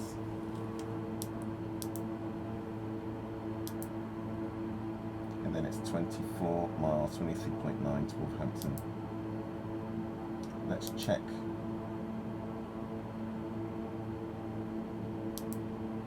Birmingham meter again. So visibility 8,000 meters. Wind 170 at 6 knots, light rain, overcast clouds 600 feet.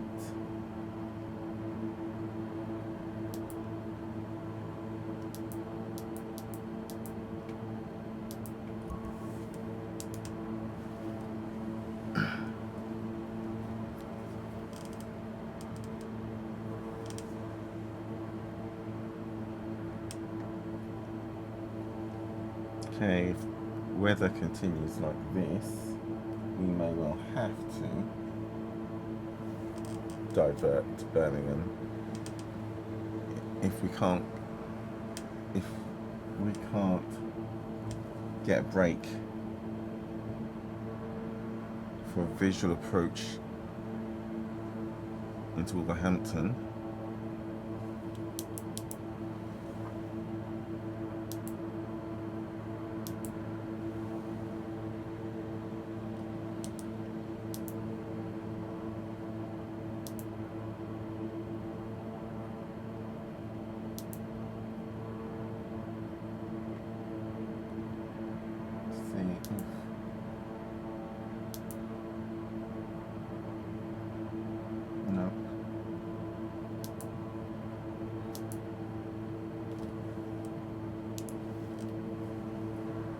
Okay, can just about make out the ground so as possible.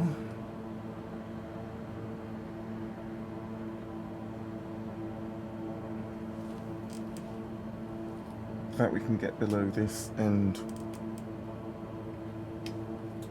far, so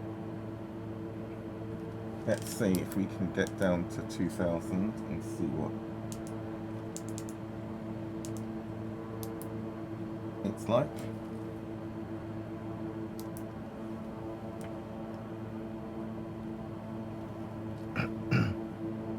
Can just make out the ground through the Birmingham traffic, KLM, correction, Friday 32 Charlie, at runway 15. through the little gaps in the cloud.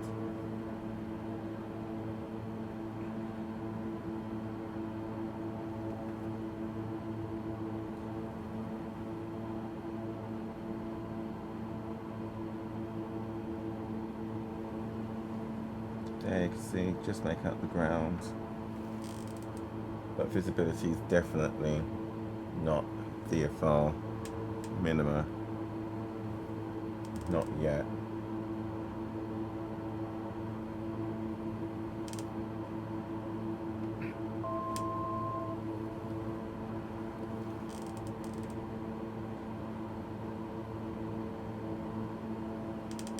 Okay, we're at 2,000, 400, 300. We have, okay, just breaking through. No.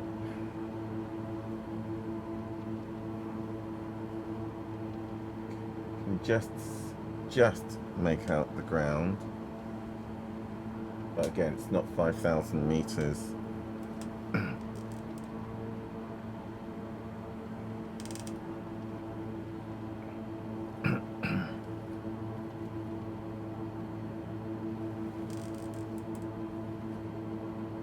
Miles to go.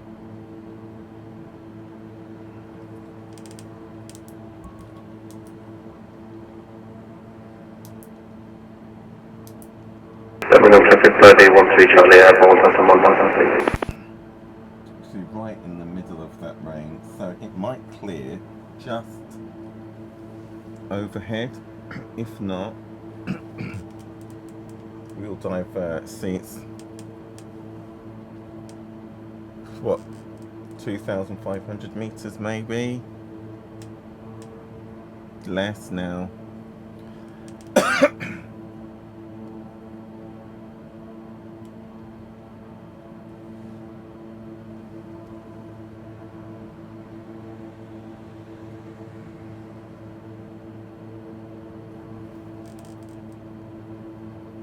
$16 miles.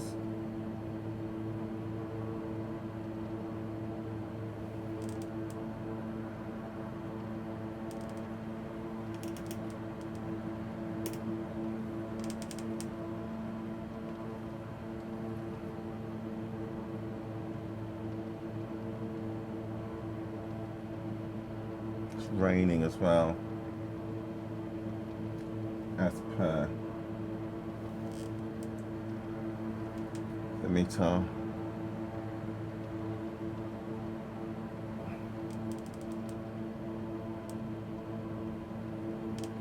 $14 miles.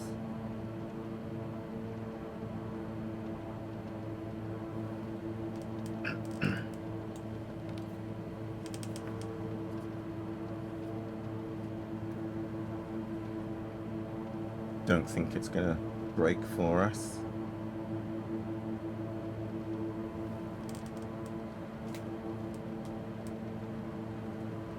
Not if, like Birmingham, it goes down to 800 feet.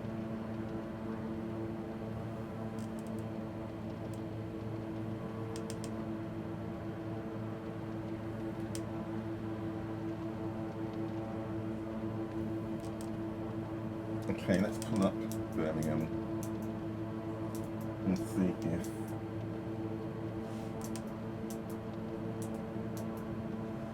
we can see what the active runway is.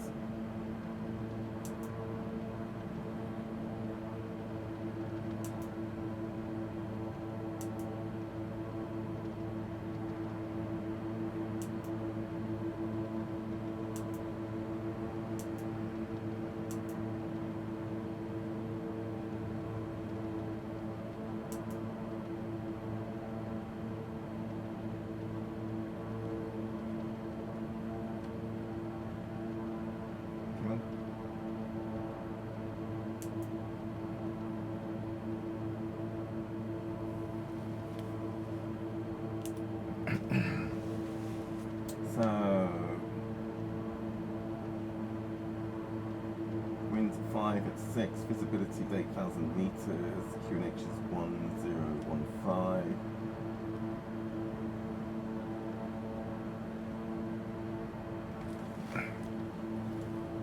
Okay, we are 9 miles, we definitely can't.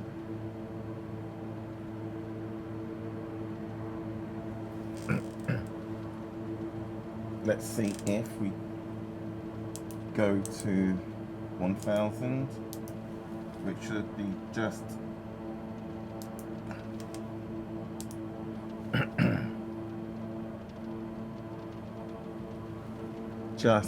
okay, there you go. Windscreen wipers can come on.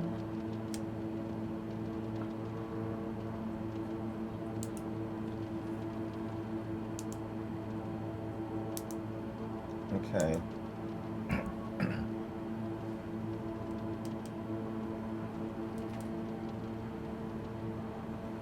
Okay.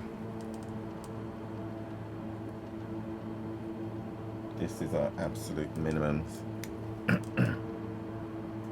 we can make a visual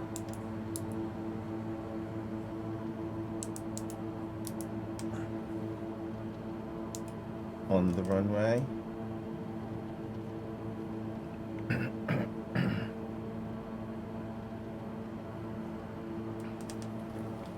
See if we can take it up to 1,000.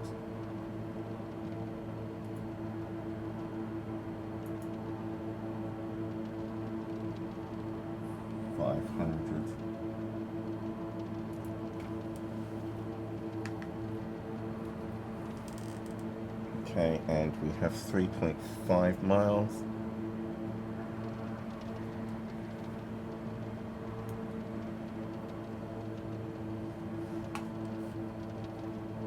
No, it really is at 1,000 feet. Let's make it 1,200.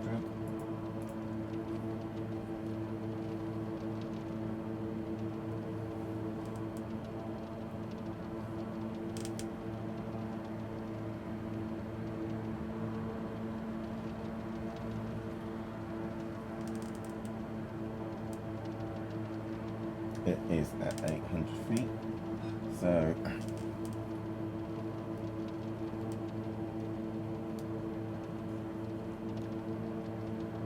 okay, there we go, right overhead runway.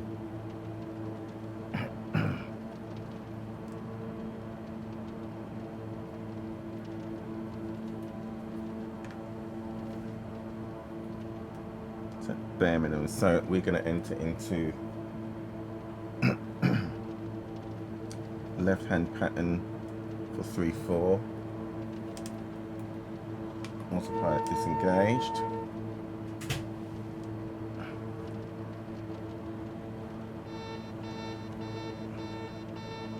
Flaps to landing. Gear down.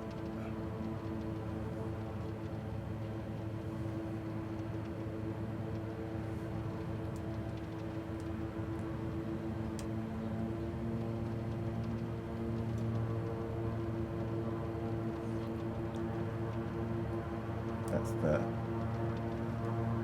radar altimeter warning.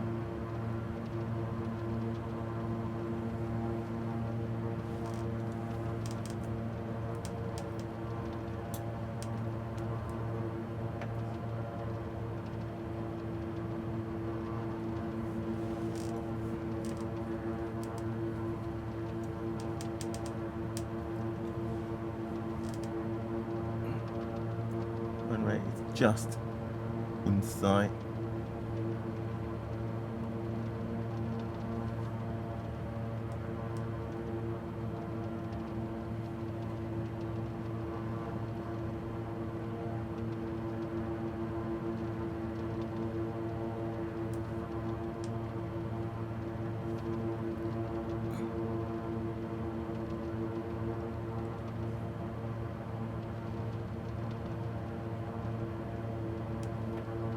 Okay, turning finals for runway. Oh. Okay, let's just do one more. turned base too quickly. Okay, overhead. Wolverhampton traffic, Golf Bravo, Echo Lima Victor, overhead entering the pattern, left hands, runway 34. Turning crosswind leg. Okay.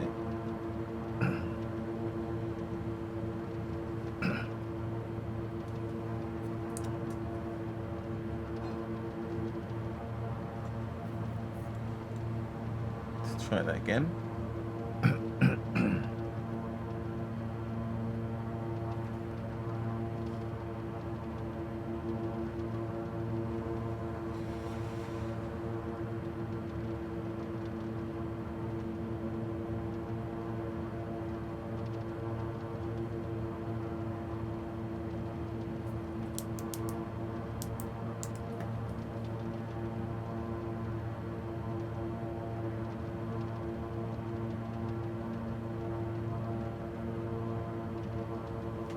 Just got disoriented and turned base on runway 06 instead of 34.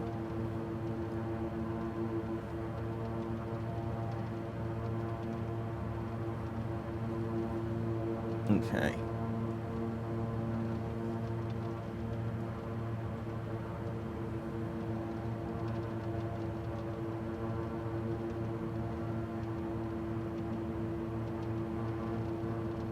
The runway in sight.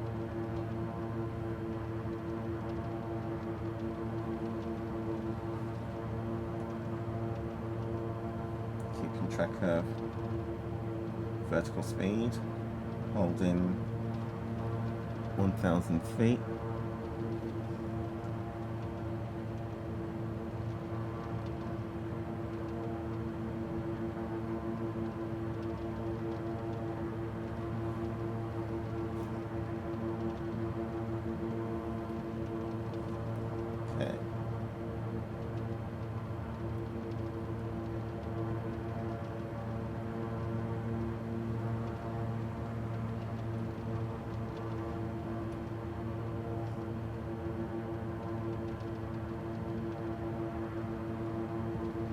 Do a teardrop turn onto final.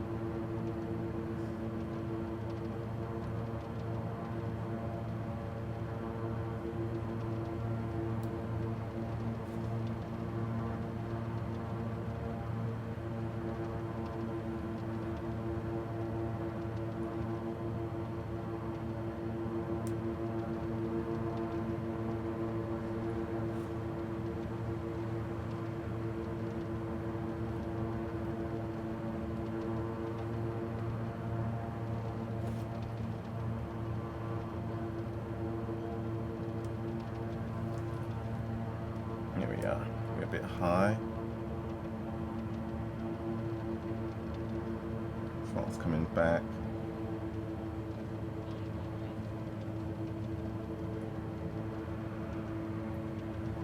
Cross over trees, the runway threshold. Still a bit high.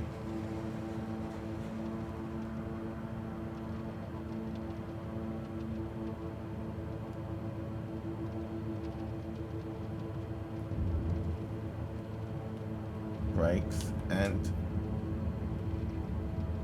reverse thrust.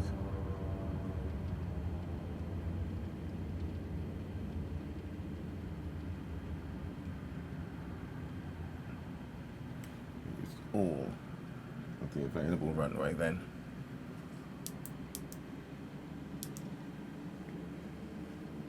Okay, let's take condition levers out of high idle so it don't go off the end of the runway, and then taxi lights on, landing lights can come off.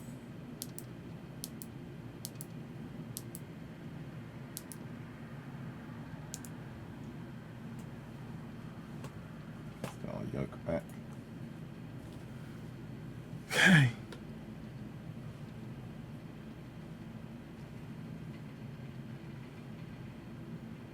that,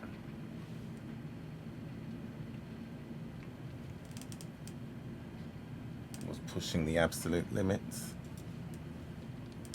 Technically we were VFR, IFR.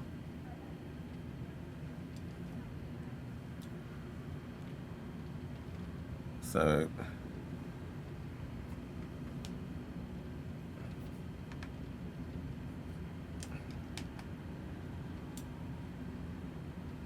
being below VFR minima is fine. It's just once getting into the circuit, getting that visual was challenging. So one needs to keep a close circuit to fly the pattern. The lost visuals on the aerodrome was just a bit disorienting and challenging to get back. Let's make sure there's nothing in the pattern before we cross. Wolverhampton traffic, Bravo Echo Lima Victor, holding short, taxiway Bravo 1 to cross runway 10 left. Okay, nothing, so let's roll across it. Wolverhampton traffic, Echo Lima Victor, crossing runway 10 left, taxiway Bravo 1.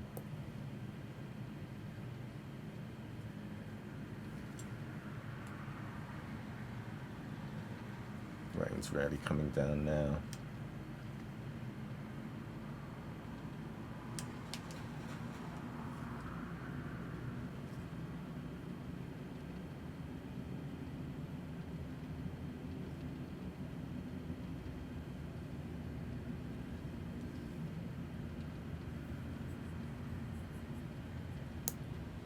Wolverhampton traffic, Echo Lima Victor, clear runway 10 left.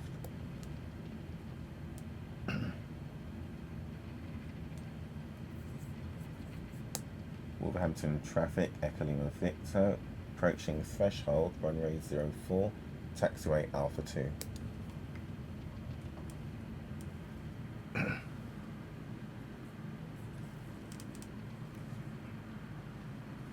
check, still nothing, there's no one else on Unicom, there's no traffic here. I think we're in 9 minutes before deadline for arrivals into Halfpenny Lane. I think it's 1800 UTC from the aerodrome information. I need to double check. But we are here. No ATC this time, but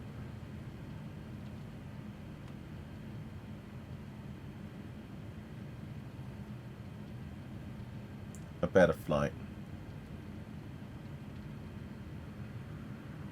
We will now park here.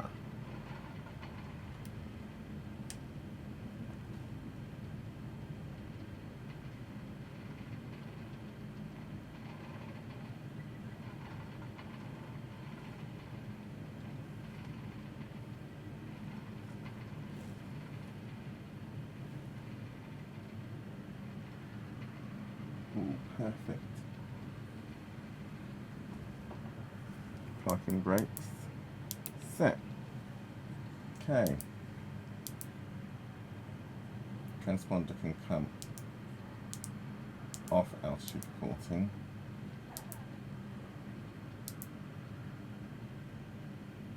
Let's check the time. 2 hours to flight. We are on 17:52. Oh, and we were scheduled to be on, sorry, in was 17:52, and we were scheduled to be in 17:50.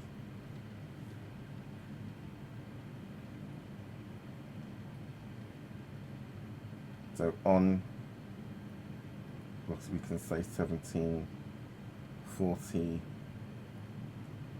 We were scheduled to be on 1742, estimated was 1746. In was estimated 1754. We are 2 minutes ahead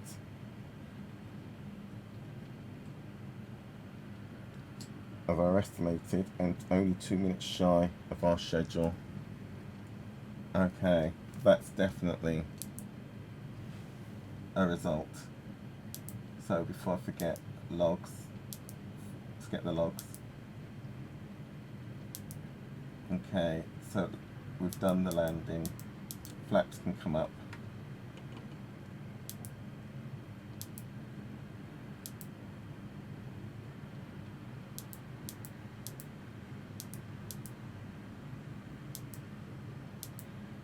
Okay, engine anti-ice can come off.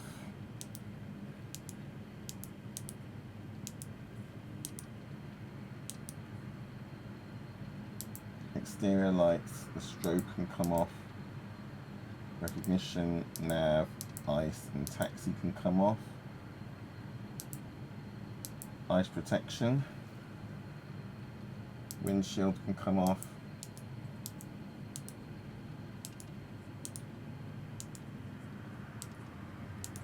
Prop can come off. Fuel vent, key toe, and stall warning. Flaps up and indicating up. Cabin pressure, equalized. Weather radar is standby. Okay, shut down. Parking brake is set. Auto feather.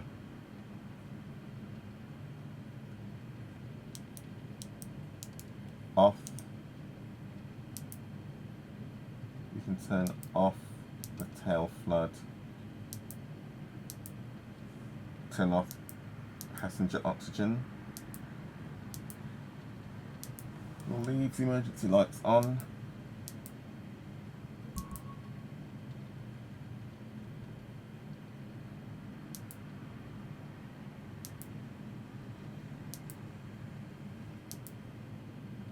I'm going to leave the avionics master on for now. AC inverters can come off.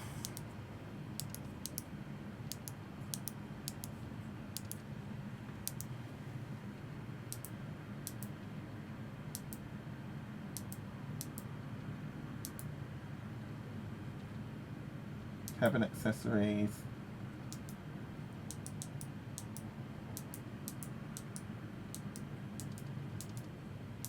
Are off. Cabin lights will leave them at dim. Fasten seatbelt sign can come off. Vent blower can go to low. Temperature mode to off.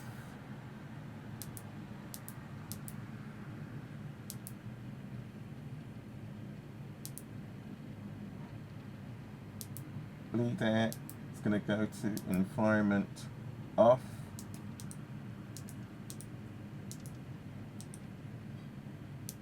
Aft blower is off. Electric heat is off. ITT is stabilized. Power levers going to fly idle.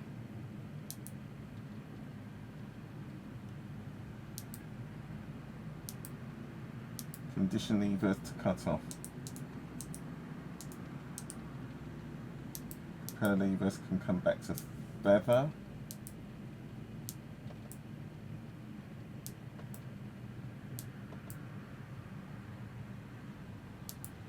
You can turn off the windshield.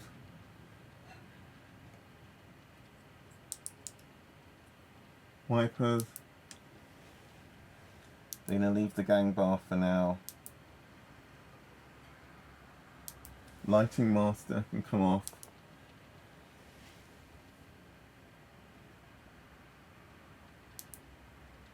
Parking brake is set. Emergency lights can come off. Okay, so thank you.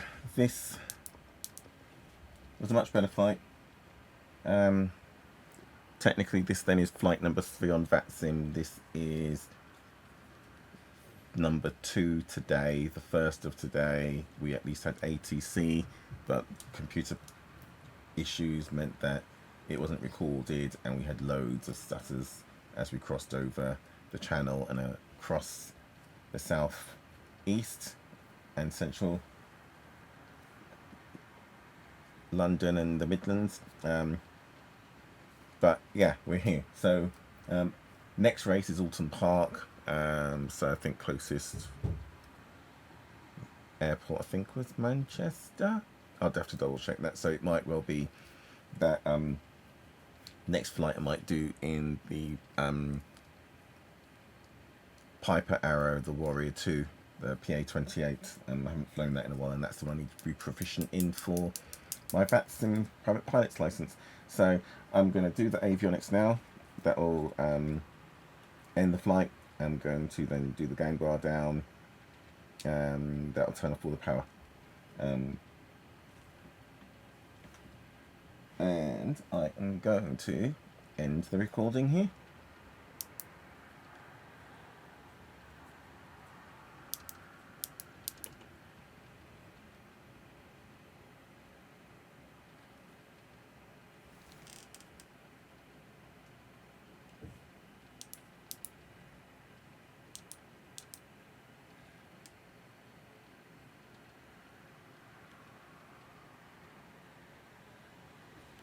Oh, the beacon's still on, that's why. And now